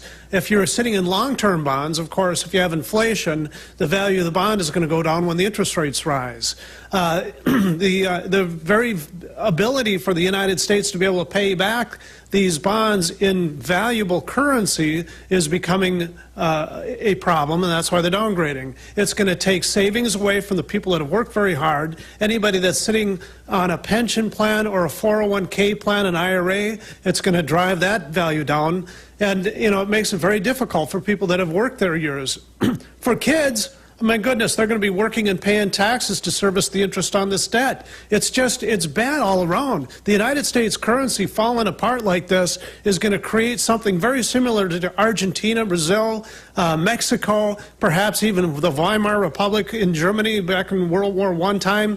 This is what we're looking forward to here in the United States. It's decreasing the value of the money. I mean, people that have worked and saved are going to be hurting. So really, Alex, it's destruction. And it's taxation without representation, and it's very difficult for people to get along. Unemployment numbers will not drop because of this. It'll go up. It creates instability in the marketplace, malinvestment, bubbles in various different places of the economy, and those bubbles burst, and it just creates, you know, it's stimulus on steroids. I mean, the reason why we got the Fed in the first place, at least the reason why they say they exist, is so they can stimulate the economy when the economy needs stimulation and slow down the economy when it's growing too fast. But what's been going on is they've created the business cycle and put it on steroids. It's like it's on crack now. They're creating way too much volatility in the marketplace, and there's no stability. How in the world can anybody in any business predictably run their business and expand in this type of a market. They can't. And by the way, Ted, that is not hype what you're saying. We're looking at Argentina, Weimar Republic, maybe even Zimbabwean situation on this road. And the more they commit to it, the more they can't pull out. Now, very serious inflation is already here, probably hyper. What are the elites doing? They're getting into gold and silver. They're physically holding it. Who's got the best deal out there, bar none? Midas Resources. Give them a call. We've only got 30 seconds. What are some of the best coin deals you've got, Ted? Well, right now, the best deal that I think we have is the Walking Liberty half at $16.95, but the Frank is at $3.86. Small pieces of gold get into the old 20s and 10s. $10 Liberties right now are at $11.05. There's a lot of things that we have, Alex. Absolutely. 800-686-2237. My job is to win, win, win, where everybody wins. So I tell you what I believe, what my research has shown, what I'm doing. Is any of this perfect? Nothing is, but we're doing the best we can, and I think we've got a pretty darn good track record of predicting what's happening. Get into gold today, folks. 800-686-2237.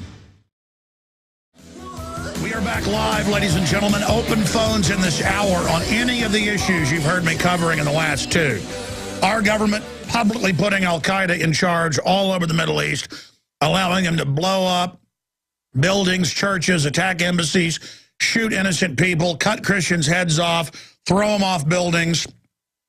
It's not even a news issue.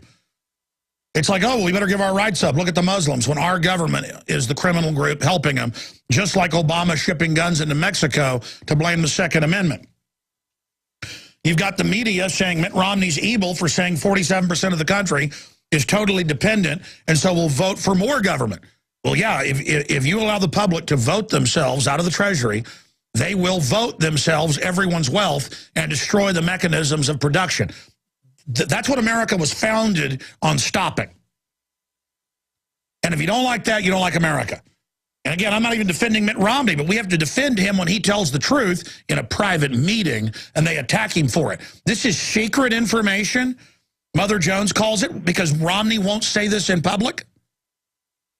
He needs to go. So, oh, it's secret. You have to say it in secret now, with a bunch of top donors of what anybody with half a brain already knows. You want to give us your take on that? The toll-free number to join us, 800-259-9231, 1-800-259-9231. The Federal Reserve is out there hyper-monetizing things now, monetizing debt.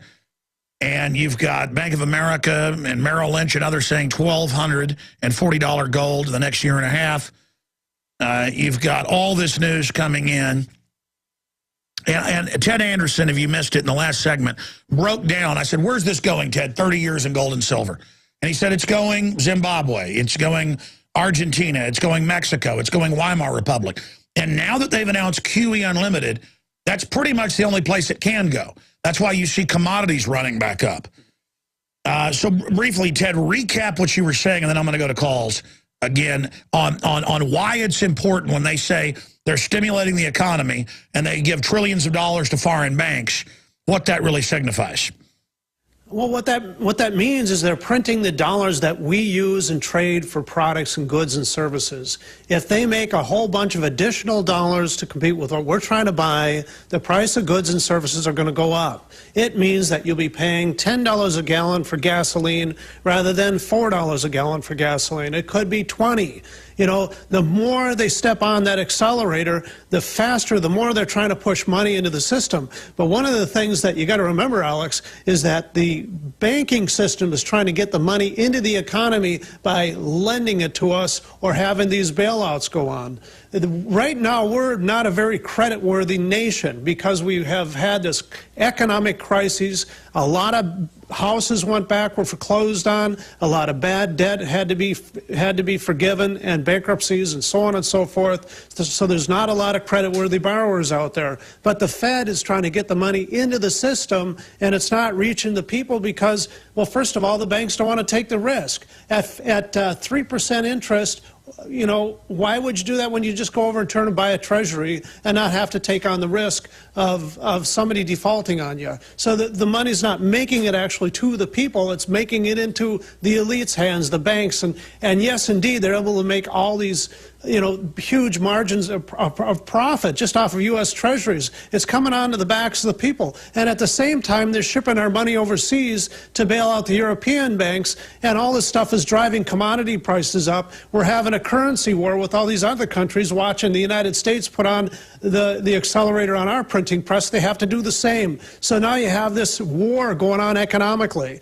And the whole thing spells out disaster for anybody that's been saving money. You're going to watch the value of the currency fall as long as we have this quantitative easing. That's why our forefathers wanted us to have gold as money, so we wouldn't do this. This is absolutely crazy to think that you can put a politician and a banker in the same room as a printing press and expect good things to come out of it. It's just not happening that way. Nothing good ever comes out of it long term, and now we're long term. We're now, since the 70s, they got off the gold standard. We're now almost 40 years into this. Normally, countries don't even last that long.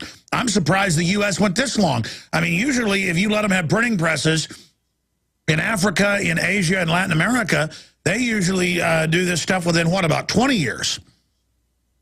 Well, we the people, Alex, the people that are listening to this show, the people of this nation should be insisting upon constitutional money. Get that printing press out of the hands of the politician, and what's worse, get it out of the hands of a business arrangement between bankers and politicians, which is the Federal Reserve System.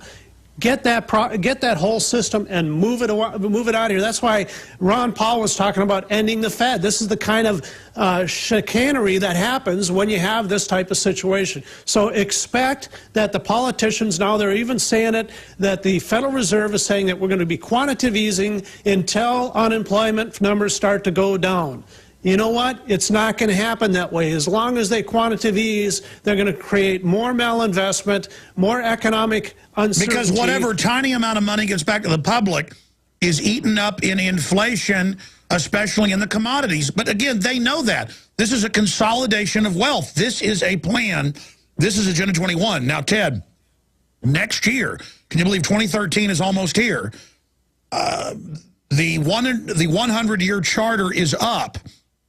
We need to start a movement to have Congress take back control of the purse and to kick the Federal Reserve out of this country. It's not federal. It's not a reserve. What's your take on that? Well, Alex, obviously that would be something that I would support, and I'd be very much, I'll do just about anything for that. But we only have about 10% to 20% of the people that even understand why this idea is important. So we have to get on the ground, and we have to teach, and we have to train, and that's one of the reasons why this silver dollar offer that I have has the dishonest money book in it, because it explains that to people. And then you have the video, the American Dream, which also brings you right there. Then your Obama deception, it pulls it all together so people can get an idea, a picture of what this is about. That's right. I didn't really have you on to pitch this, but it is important. If folks go to MidasResources.com or follow through at Infowars.com or call, you can get 2 silver dollars for $72. I mean, that's the lowest price anywhere, and then get 2 free films and a book. 800-686-2237. 800-686-2237. Ted, I want to go to calls here in a moment, and I'll let you go. I know you're busy, but briefly, as a business person, as a free market, constitutionalist, Ron Paul type supporter, I mean, I met you 16 years ago, and you're the same patriot today you were then, just more informed. Watching this all come true now, what is it like to hear Obama say you didn't build Midas Resources or the Genesis Communications Radio Network with now over 700 affiliates? You can argue the second or third largest radio network in the U.S. I mean, you didn't build that. Government did. But then expanding on that, Ted, now they're attacking Romney for saying 47% of the public are on government handouts, and that's a dangerous thing. I mean, I'm living in the twilight zone if that's a bad thing to say. Well, obviously it's not a bad thing to say, and the more people that get in the wagon, there's going to be less people pulling it. Economically, what that means is that people are going to be voting for their benefits coming from the government, and as more people get in, you'll have more people voting for it, and there could be reaching a tipping point of no return. You know, once people are voting for government benefits, they're going to look for somebody like Barack Obama to put into the office who's going to promote this type of activity. Eventually, the people that are out there working their tailbone off, trying to make a living, pay for their families' needs, and pay taxes at the same time are going to give up. And, you know, that's when the country implodes. It's really a bad deal. That's not what the American experiment is about. We get out there, we work for ourselves, we make things happen. You know, we cover our own health care. We don't need to have somebody else on our back. Really, what we really want here in the United States, at least in my mind, is we want the government to get out of the way. And, well, Ted, there's no doubt that tyranny is galloping on every front, that we've abandoned what made America great, and now it's like the boat has been untied from the dock. Tyranny is just racing away now, and everything is being removed, and government is digging in and buying 1.4 billion rounds of ammo, and now 200 million more in the last year. Paul Watson's breaking that in minutes at Infowars.com. A bunch of it sniper rounds and training to take us on. They know they've done this. This is premeditated. And they think they're going to have half the public on the dole, and that the public with the government is going to come rob the rest of us, and they're getting ready for a civil war. I mean, this is a premeditated criminal takeover, and we are in so much trouble. And I wish to heaven that electing Mitt Romney would turn this around. But the puppeteers that run this country, they run Romney too, Ted. I know you're a Republican and a Ron Paul supporter, but we're going to break in 30 seconds. What's your take on that? Well, again, I mean, I would take Mitt Romney any day over Barack Obama, but I'm reading Mitt Romney's book, and I honestly don't believe that he's going to be able to fix our problems. He doesn't understand the currency system. He may understand it, but he's certainly not focusing on the very root problem the United States has, which is the Federal Reserve System, and he should be. But you know what? When it comes right down to it, do I want to have Mr. Socialism, or do I want to have somebody that's built businesses? I'll take the business guy, that's for sure. Well, we're going to find out here real soon, Ted. That's all I know. 800-686-237 if you want to call and get the free 2 videos in the book when you get the $2 silver at cost. Thank you so much, Ted, for spending time with us. All right, your call's straight ahead. Get ready, callers. We're coming back. Thanks, Ted. The toll-free number to join us on air to cover any of the issues I've raised. I'd love to hear from you. 800-259-9231. 800-259-9231. I wanted to also get into federal judge reinstates unconstitutional NDAA and some of the quotes by the lawyers exposing it. I mean, what this does, it allows them to just disappear you into a black hole to anybody. And they're training police and feds for snatch and grabs. They're trying to tell us in these messages and the cop shows that torture is good. They admit the government's paying for that. They're also paying to promote government-run health care and TV shows. Your tax money pays TV networks to put propaganda in the shows. And then you tell the average yuppie that, and they're like, no, that's not going on. That's a conspiracy theory. We live in that type of propaganda state. In fact, guys, the New American has an article about it today on Infowars.com. I never covered it the last 2 days. It actually came out Sunday about paying the networks with taxpayer money to put product placement in the TV shows. You print that for me because it dovetails with this torture stuff. I mean, again, we have a government that pays for them to promote secret arrest and torture like it's cool, and pays to tell you that government-run health care is good. I mean, that's like a Soviet Union or something. I mean, we're basted in evil. I'm going to shut up and go to your calls. Tony, Richie, Zero, Dalton, and others. I think we're having some phone system problems, so keep trying. Tony in New York, you're on the air. Welcome. How you doing, man? Long-time listener, first-time caller. What's on your mind today? The question I have for you is, just found out my wife is pregnant. We're against abortion, but with the grown police state, World War III and the collapse of the dollar. Yeah, your phone's a little muffled. Can you back away from it or talk right into it or something? Yeah, no problem. Can you hear me good now? Yeah, try talking right into the receiver, yeah. All right. I said my wife, we just found she's pregnant.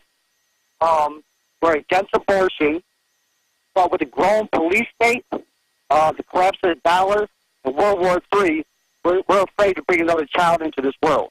Well, whatever you do, brother, listen, some of the best children ever are brought into war zones. Don't ever have an abortion. Have that child, and it'll be a special child. Definitely. Yeah, sir. You're not thinking about having an abortion, are you?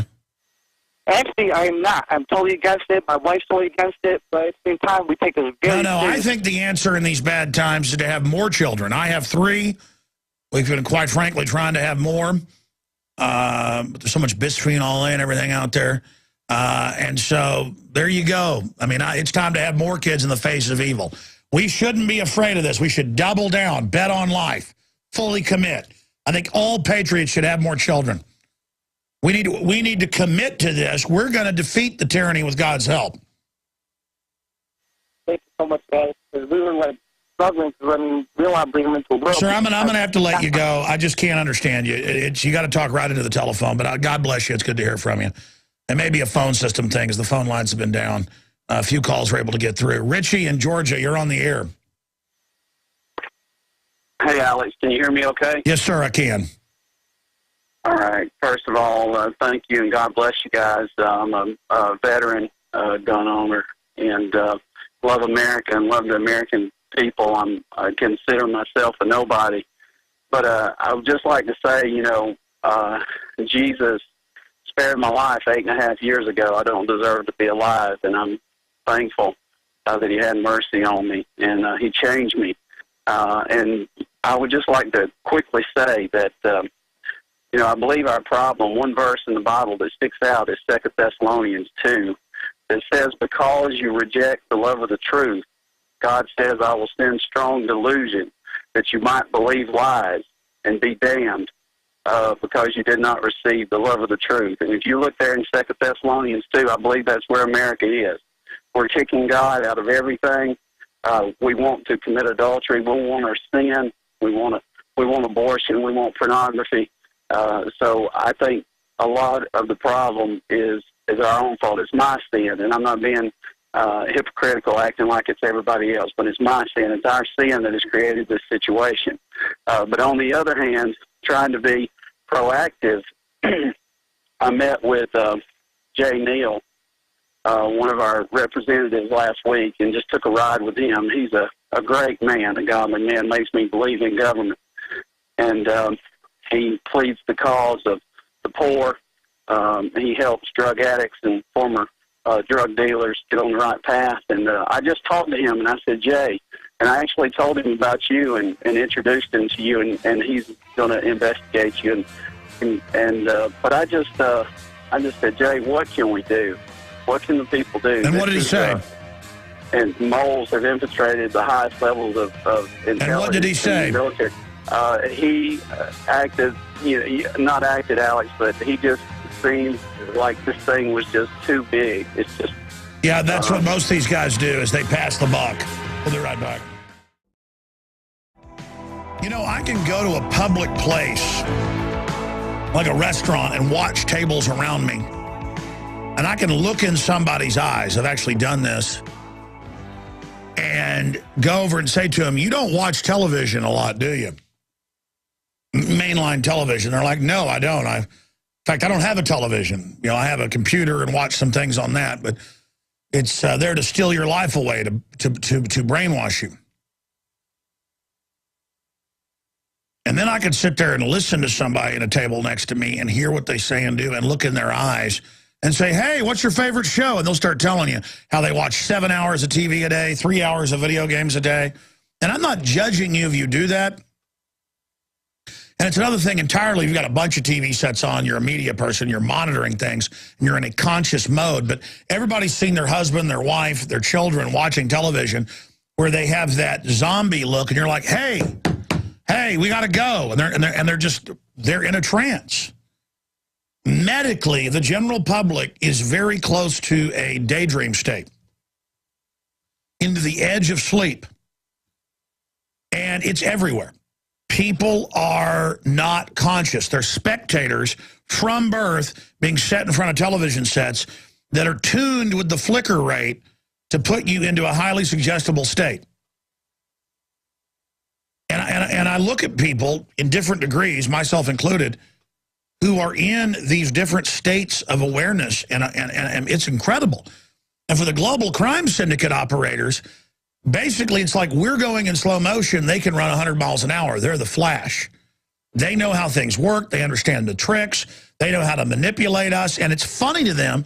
And they've dumbed us down and put poison in the water and the food to make us even more malleable so they could take over, and they have. I talked about that court ruling last week. ABC News reported it. You can type in the search engine, court rules, that police can bar high IQs.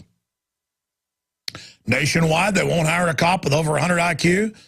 They're, quite frankly, looking for about an 85 IQ. 85, folks, is stupid. Very stupid. 70's mentally retarded. So, I mean, it's a fact, ladies and gentlemen. We are to be ruled by a bunch of idiots, by a bunch of scientific technocrats up there with 180 IQs. And humanity, I don't claim to be the smartest person around, but I've got instincts, and I don't like being a slave. And I figured out how these people work. And I'm sitting here watching them with their playbook cheat everybody and basically stick their leg out when you're walking by and trip you over and over again and laugh about it. And the public's been dumbed down to the point that the globalists trip them and they don't even know why they got tripped, even though the leg's sticking out. And I'm just tired of it. I've had enough. And I'm not here saying the cops are all a bunch of idiots either. In the old days, they tried to hire people that were smart. This is in the last 20 years, they want stupid police. And they said, well, they'll follow orders. That's right. I mean, I've run into it, man, I tell you, with these game wardens. The last 3 times I was trying to camp out or even go have a fire on my own property in East Texas, where I've been going since I was born and never had this happen. And every time game wardens jump out of the bushes and you'll be sitting there drinking a cup of coffee, you're not even hunting, and they're in your face and wanting to see a bunch of stuff. And I'm like, I told the story, and I'm going to go to your calls, of my great uncle, Uncle Leonard, who, you know, when I was like 5 years old, I'd fly down and see in Houston and stuff. Really great guy, my grandfather's little brother. And he had pancreatic cancer, and they said he had a few months to live, and he did die. And he even had trouble walking at that point, but he wanted to go deer hunting again, just to do that. And driving into town to process the deer because he didn't want to gut it and stuff. And they've got the deer feet sticking out the back of the, I mean, you know, the bed's open, there's a deer there.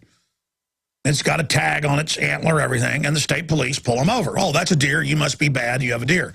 And so, guy runs over and says, whose deer is this? And my uncle's not there because he's too sick to go. And my great uncle and my uncle says, along with my dad, oh, it's our uncle's. We're taking it to get it processed right here, get turned into, you know, steaks and stuff. And the state police guy is shaking and starts getting his gun out. And as you stay here, and more police get there and everything. And he goes, I'm taking you to jail. You're not allowed to transfer somebody else's deer. And, of course, he's an idiot. Probably got an 80 IQ. And they say, no, Texas law, the landowner can process the deer. And more police showed up and were like, oh, you're the Joneses. Oh, like, you know, one of the oldest families in that area. Oh, we're sorry. No, he's right. They're allowed to transfer the deer. But if they weren't, you know, connected to good old boys of old, they still took him to jail. Probably pistol whipped him the way he was acting, and the jury probably put him in prison. Doesn't matter if there's a law. I see folks go to jail all the time. There's not even a law. These judges are so demonic. They'll sit there and lie to the jury and just make something up and convict you for something else. I said I'd go to your calls. I'm actually loathing even going to East Texas. The reason I'm telling this story, just because it's so bad there. I don't even want to be around them. And I was thinking about if I'm confronted by them, I'm just going to go, I'm going to dress them down. I can't put up with their evil anymore. I can't put up with the weakness. And I can't put up with the groveling to the scum government anymore. Just a scum government everywhere. Scum, scum, scum, scum. I hate you. I hate all the low IQ dummies who want to rule my life because you're idiots. because you couldn't go start a business. You couldn't live your own life. You couldn't get a woman. You couldn't get nothing but try to suck off me. And we're going to beat you, you trash. Don't you ever think you won't. We're going to beat you. Don't you ever think you're going to win. Bunch of, man, it's going to be bad living under tyranny, folks. They got their re-education camps. They got their pot-belly pedophiles ready to get your wife and children. They want to torture and murder you. They want to steal everything you got, and they will. They're arming up against us right now. And I hate it. I hate it. I hate it. I hate it. All right, I just can't even be around it anymore.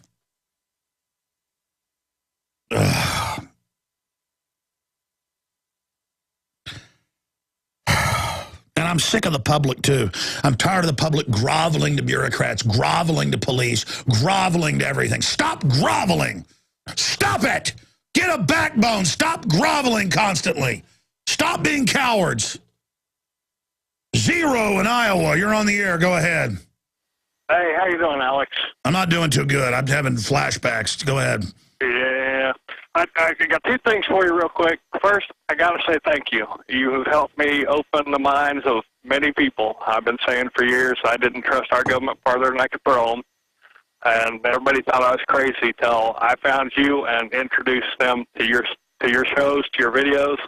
And it's just helped my family tons. Well, thank you for putting up with me. Just that the broadcast is real, so it's going to have its bumps. But go ahead. Hey, I love it. I love it. I look forward to it every day. The next thing, I got a question for you. I got to throw this out there. I've noticed all the stuff in the Middle East and Iran and yada yada. And my thought is that the globalists are looking to start stuff over there and then a race war here. If you listen to that's what they're doing. Yeah, exactly. No, that's exactly what they're trying. I have pulled my family. We're pretty much off the grid now. We grow our own food. We raise our animals, and I'm trying to get us farther away from any population. And why? Why do they do this? The globalists love to wreck stuff. They love to bring down societies while they sit back offshore watching our funeral pyre, and then they roll back in as the saviors. They wreck every country. Libya was building up all of Africa, so they went and bombed the whole thing and put Al-Qaeda in. The globalists are anti-industry, anti-freedom, anti-wealth. They don't just want the wealth. They don't want you to have it.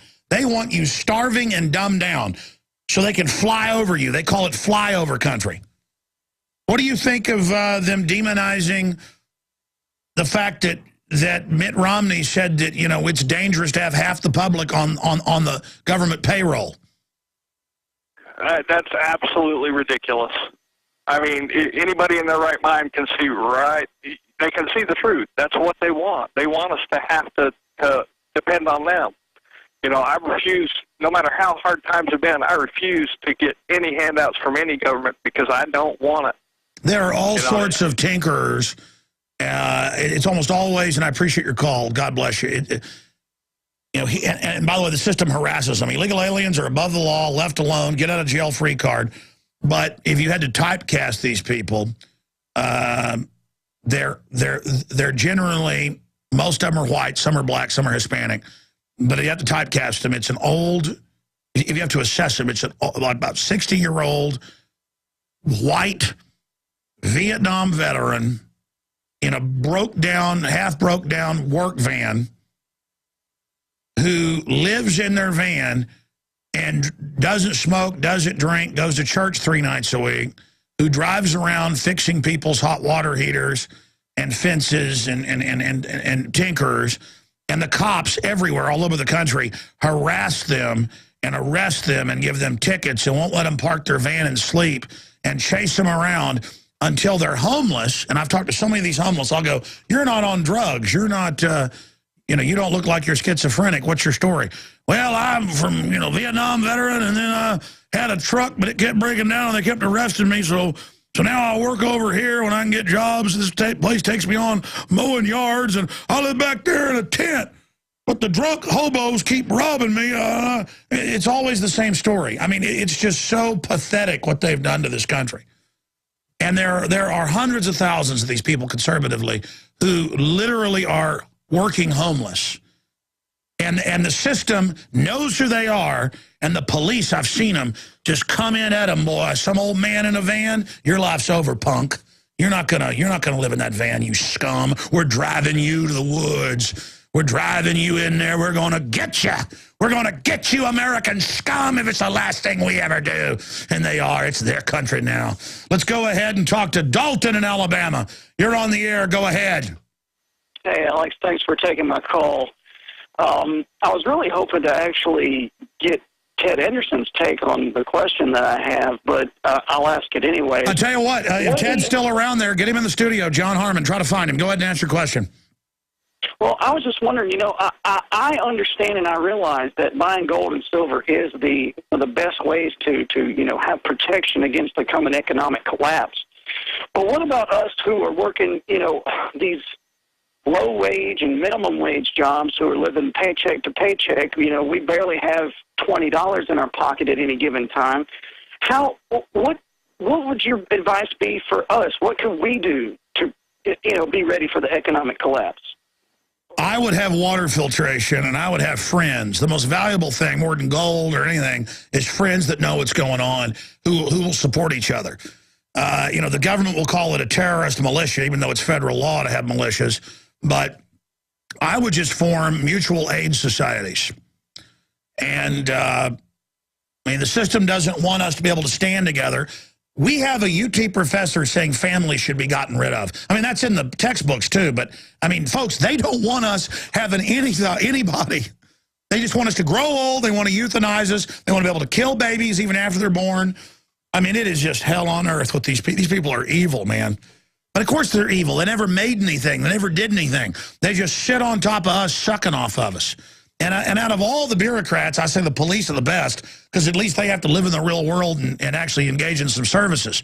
The real bad ones are these professors and these bureaucrats and these government workers and these corporate mercenaries, and all of them. They think it's so funny. They think they're on the winning team. Silver, look, I bought most of the silver I've got. I don't have that much, quite frankly. My wife's always like, why? I told you, you were right. You need to follow your own rules, get more gold and silver. And I'm like, well, I need the cash we've got in the bank to run this operation. If everything shuts down, I'm going to spend all that money running this place. Then I'm going to sell my house running this place. I've got it all planned out, because it'll probably get so bad that people won't be able to support us anymore. And I'll try to stay on air as long as possible. Silver is probably the best investment. It's just hard to store.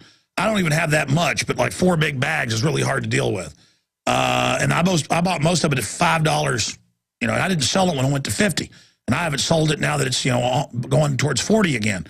It's my emergency backup, and I bought quite a bit of gold. Not that much, but quite a bit for me at the time, back when it was like 260, 300, 400, 500. And, it just really worked, because it's not even an investment for me. It's to beat their inflation. And it's an emergency backup. But I think just your health is the most valuable thing. Well, your soul's important, so get right with God. Then your health, then friends, and people that can count on each other. That's why they want us all watching television all day, so we have synthetic friends, with the people on the sitcoms we watch, on shows like Friends. They don't want us having real friends. So it's very important to not be reclusive, because freedom lovers a lot of times end up kind of being reclusive. And I've always been somewhat, not in modern times, more recent times, I've been a little bit reclusive. So I've been trying to be more social with friends and people. That's important to do. And it's just important to be human, to get back to what it is to be human, where men are men, women are women. And just, just that is victory. The enemy wants to get rid of that. Does that answer your question? Sure does. Sounds like it's a hang together or hang separate situation. It is. So I would find like-minded people. It's a pitch to support the show, but if you wear an Infowars.com shirt, or even a Ron Paul shirt, you're going to meet like-minded people. You might meet kind of some neocons that are halfway awake with the Ron Paul stuff. You never know, but you wear an Infowars.com shirt, You know, the enemies are going to know who you are, but the patriots are as well. It's pretty much like flying your flag, wearing your colors.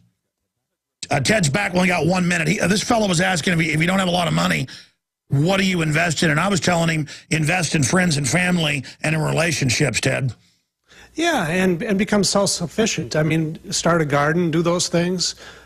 This book in Silver Dollar Offer gives you a way to get into silver dollars without having to spend a tremendous amount of money.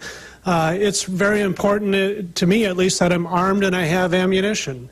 Storable foods is a good idea. If you don't have a lot of money, I mean, there's a lot of things you can do. You're creative. It's your wealth is actually your creativity and your ability to be productive. So go out and do some things that people want and build up, the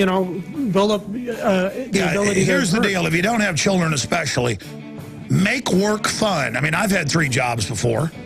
I mean, make it fun. Make it like, I remember my grandparents, old folks, farmers, those guys like to work. I mean, it was like a game to just really bust your butt. So take on 3 jobs, brother. That's how you get ahead. We'll be right back. Stay with us. We need to get angry. We need to find our dignity again. I mean, when I watch citizens just bow down to bureaucrats, bow down to census people with plastic badges, a TSA, all of it is the opposite of freedom. Our country's dying. Our world's dying. We're being overrun by spoiled brat criminals that have joined forces with the kleptocratic parasite class. And I for one, am done. I hope that caller liked Ted running back to the microphone to give you his take, but it's basically the same thing I was telling you. It's not fun to work 3 jobs, but if you've got to get in a position to be able to protect yourself in hard times, you'll be better off than others. I certainly would not be sitting on my laurels right now. And I know it's rough. I know it's tough. Citizens are going to probably have to start doing what illegal aliens do. And that is, even though the system knows we're to be henpecked as citizens and that we're trash, it's going to have to get to the point where we just stop complying, just out of necessity. And a lot of people are stopping paying taxes across the board. A lot of people are stopping to buy all the stuff. A lot of people are just refusing to go along with it. I mean, here's Fox News, ICE agents. Obama won't let us arrest illegals. I've had sheriffs on where they arrest illegals with weapons, with drugs. They're told to be, to release them. That was during Bush. Again, it's a 2-tiered system. They've only got the illegals here to drive down the wages. Again, it's lawless. But then the cops are so like attack dogs on us, and because we're known as the milk cow. We're known as the joke. We're known as the food.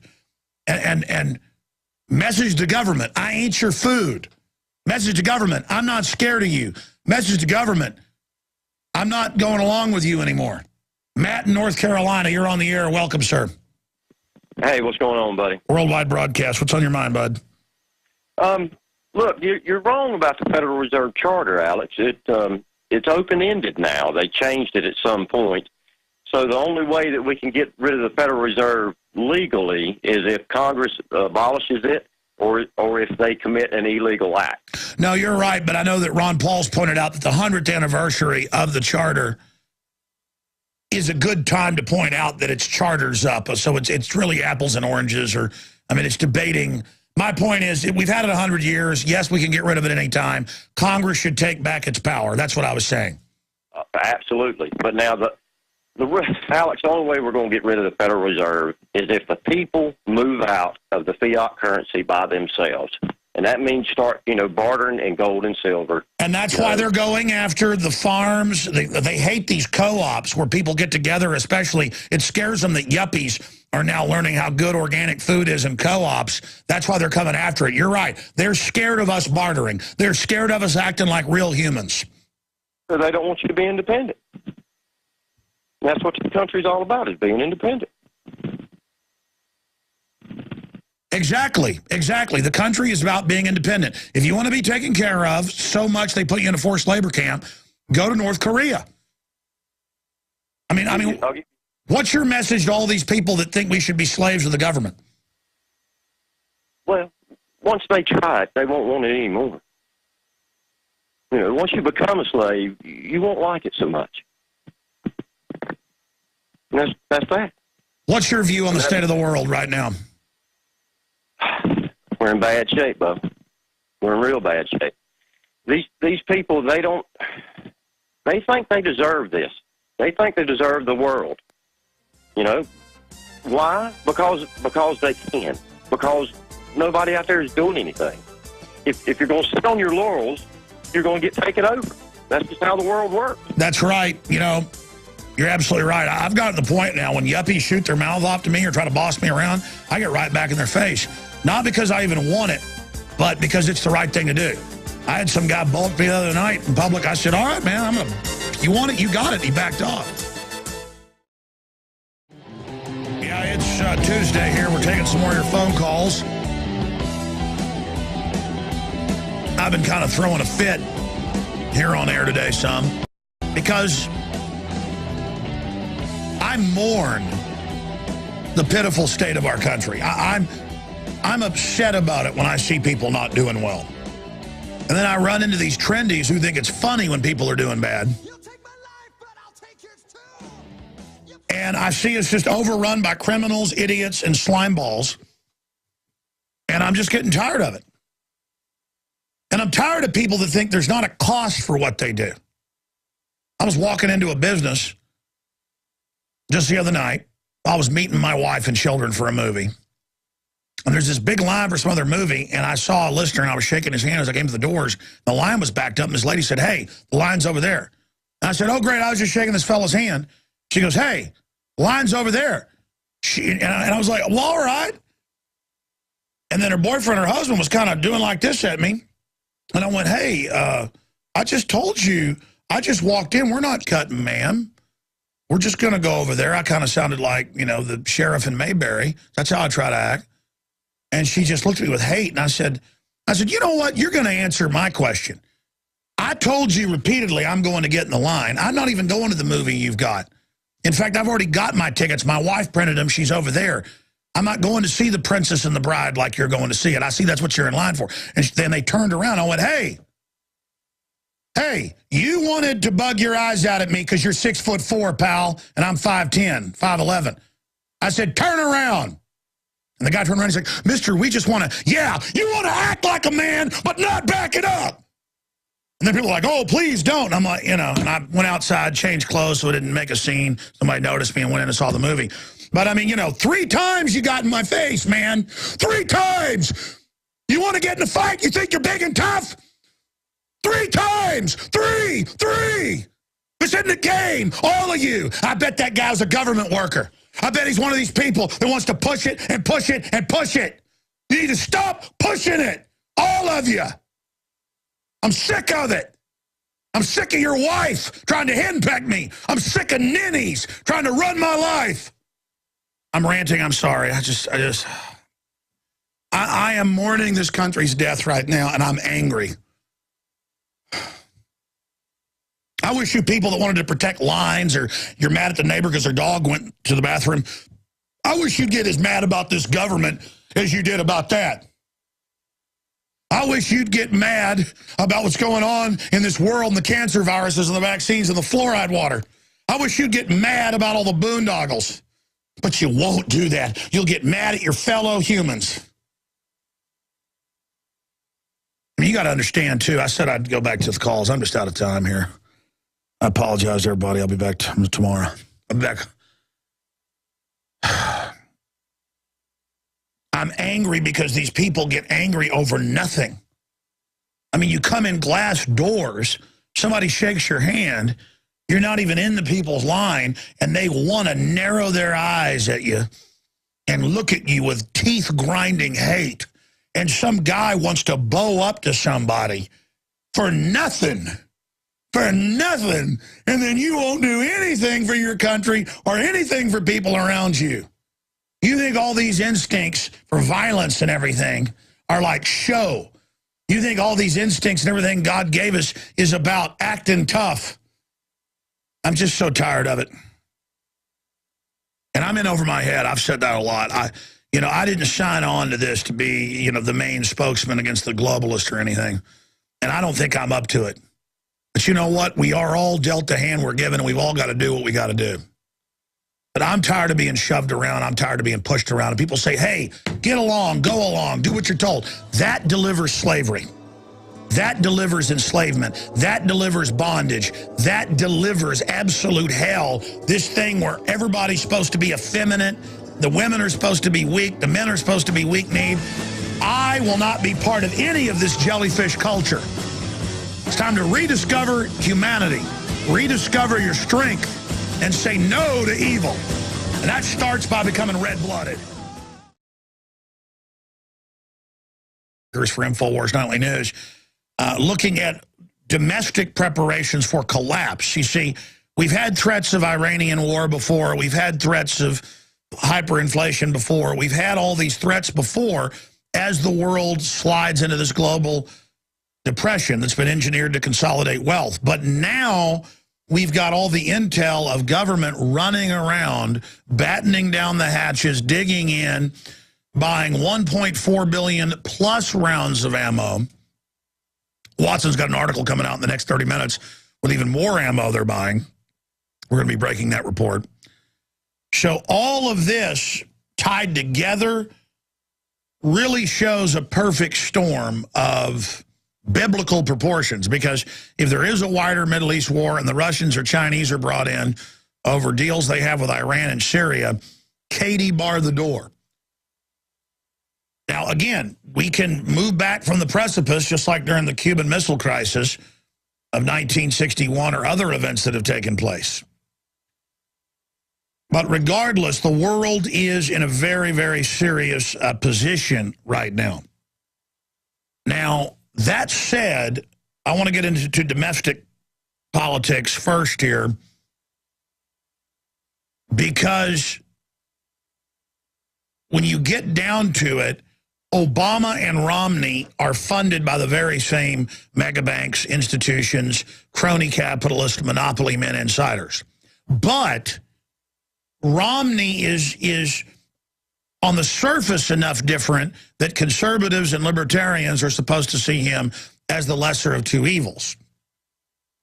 And we've had, obviously, endless discussions and debates about this fact. But Romney must be defended in one major respect, because he is the synthetic, false standard bearer for the Constitution, the Bill of Rights, the Declaration of Independence, free market, rugged individualism. That's what the Republican Party supposedly represents. And then it misrepresents it to give all of those great things a bad name. The media blames the crony insider garbage, the tens of trillions in banker bailouts.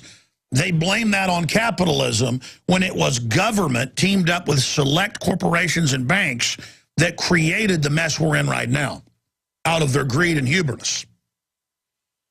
So what I'm getting at here is that when Obama comes out and says, if you got a small business, you didn't build that. Government basically did. Social engineers created the system that allowed you to have this business, which at one level is partially true, but the communists and other authoritarians, the Nazis as well, they all craved controlling art and the theater and the literature, and they would make all the famous artists come to them and beg them to allow their books to be published. They would make them change things. They would make them make films. You know, Hitler constantly made every star, especially every female star, come visit him and kiss his butt if they were going to be allowed to be in the theater. That's what government's about, is these nobody thugs, these greasy scumbags of government and the corporate interests that control them, getting together and dominating society, reveling in the domination, reveling in the control. I mean, that is such a on-fire authoritarian statement by Obama to come out and say you didn't build that, and then have all the Democrats and all the collectivists and all of these people who feel power through the system. Mid-level bureaucrats and high-level ones, I've met them, I've talked to them. They revel in the power, and they'll tell you, the state is behind me, you will be defeated, you will be absorbed, you know, we are the Borg. Resistance is futile. They are empty, pathetic people who are gang members. They're in a gang saying, we didn't build it. You know, when I paint a painting, I did build it. When my wife and I got together and had children, we did build it. She built it in her womb. When I set up InfoWars 15 years ago, I did build it. I did build it. I did put the initiative in. I did communicate. It was my drive, my impetus, reaching out with others that have like minds, interfacing together, that built what we've got here to resist the globalist. And so the statement by the collectivists that have now gotten about half the population on the dole and dependent, not to empower them, but to enslave them, they're now saying you didn't build that, because they're getting their armies ready intellectually, their bureaucrats, their controllers, to come out and take everything we've got in controlled class warfare to wipe out the ultra-riches elite, the middle class, and nouveau riche. We're now at the precipice. Now, all of that said, when we come back, we'll play the Mitt Romney clip. And again, I'm not defending Mitt Romney himself. His voting record is clear. He's a globalist. But if they can attack Mitt Romney and say, how dare him say 47% are dependent and they don't care what the government does, they're going to support big government, they're going to support Obama, that's truth. And of course, Romney only says the truth with a group of upper middle class and rich donors. And that scares the system. And by the way, Romney's done the right thing. He's owned it. Romney sticks by victims comment, but calls them off the cuff.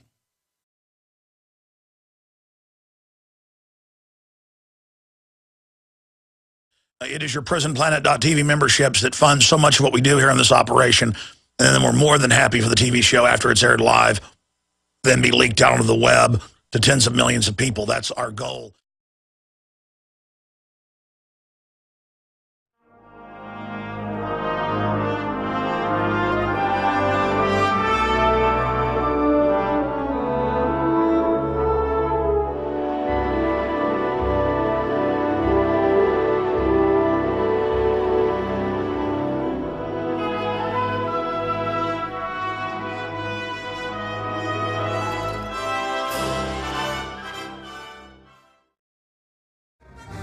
Ladies and gentlemen, it is already Tuesday, the 18th day of September, 2012, and we're going to be here for the next 3 hours, and we have Paul Joseph Watson joining us to break down all the different preparations, not just in the United States, but also in Europe, for what you would call martial law, basically.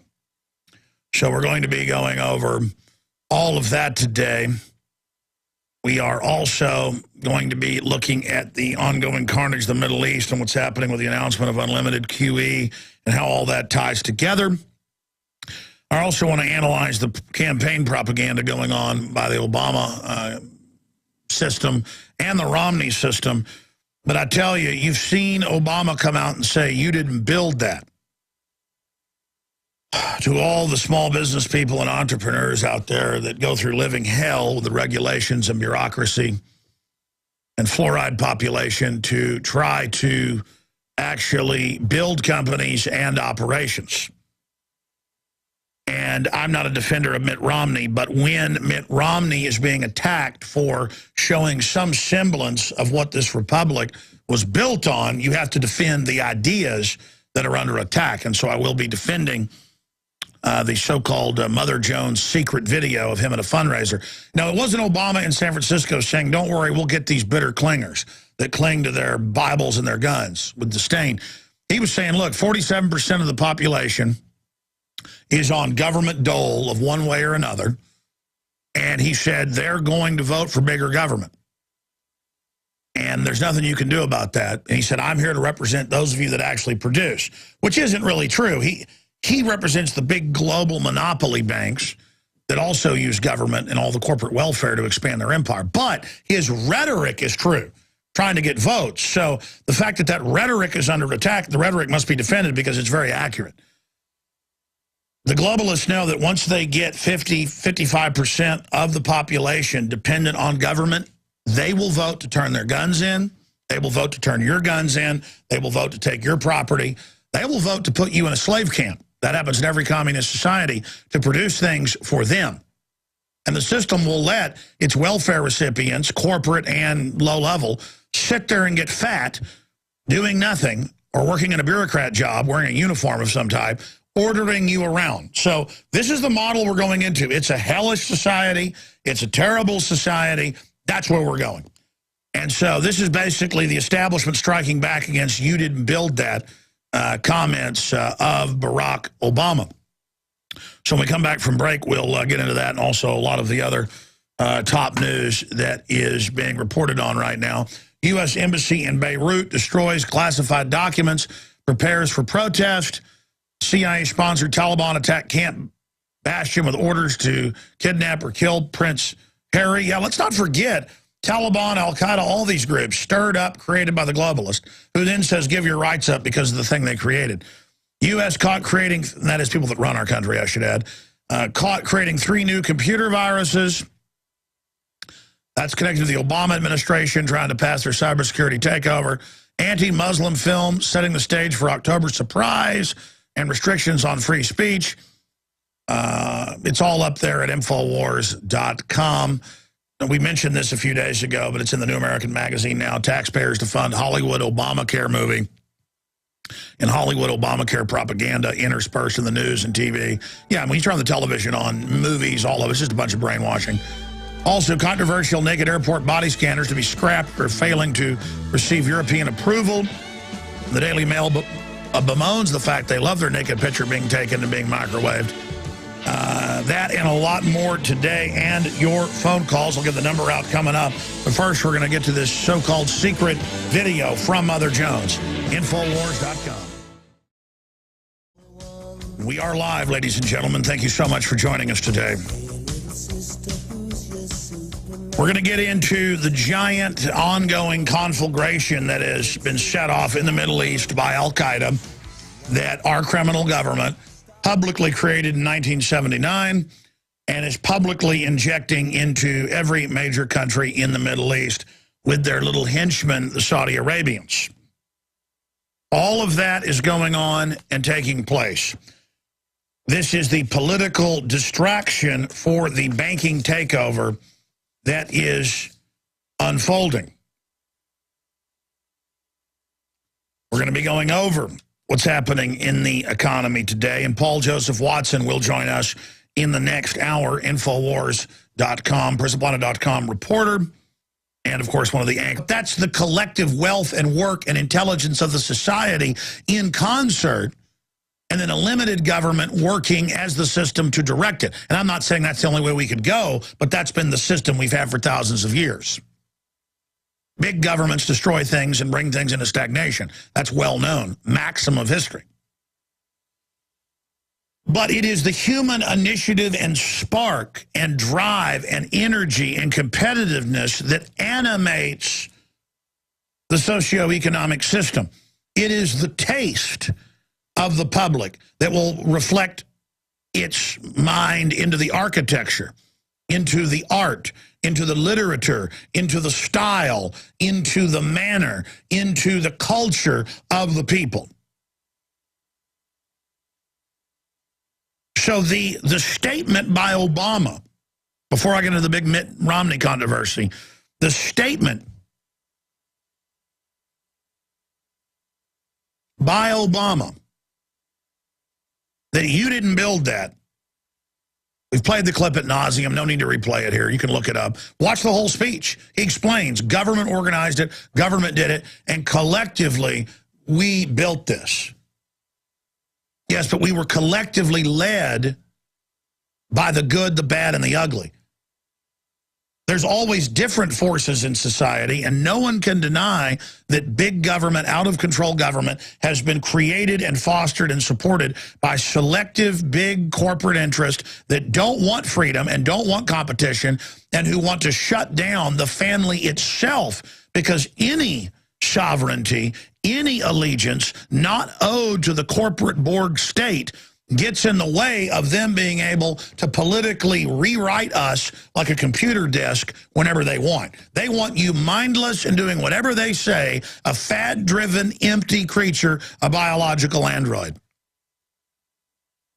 But let me just put this in simple terms, okay, and state it clearly. When Obama comes out and says you didn't build that, that is the social engineers assaulting the mind of humanity and assaulting the mind of the individual and waging war against the greatest elements of our species. Competitiveness, art, enjoying the fruits of your own labor, that is a full frontal assault on that. By the ruling class that craves, the technocratic class that craves controlling your mind, that craves controlling art, that craves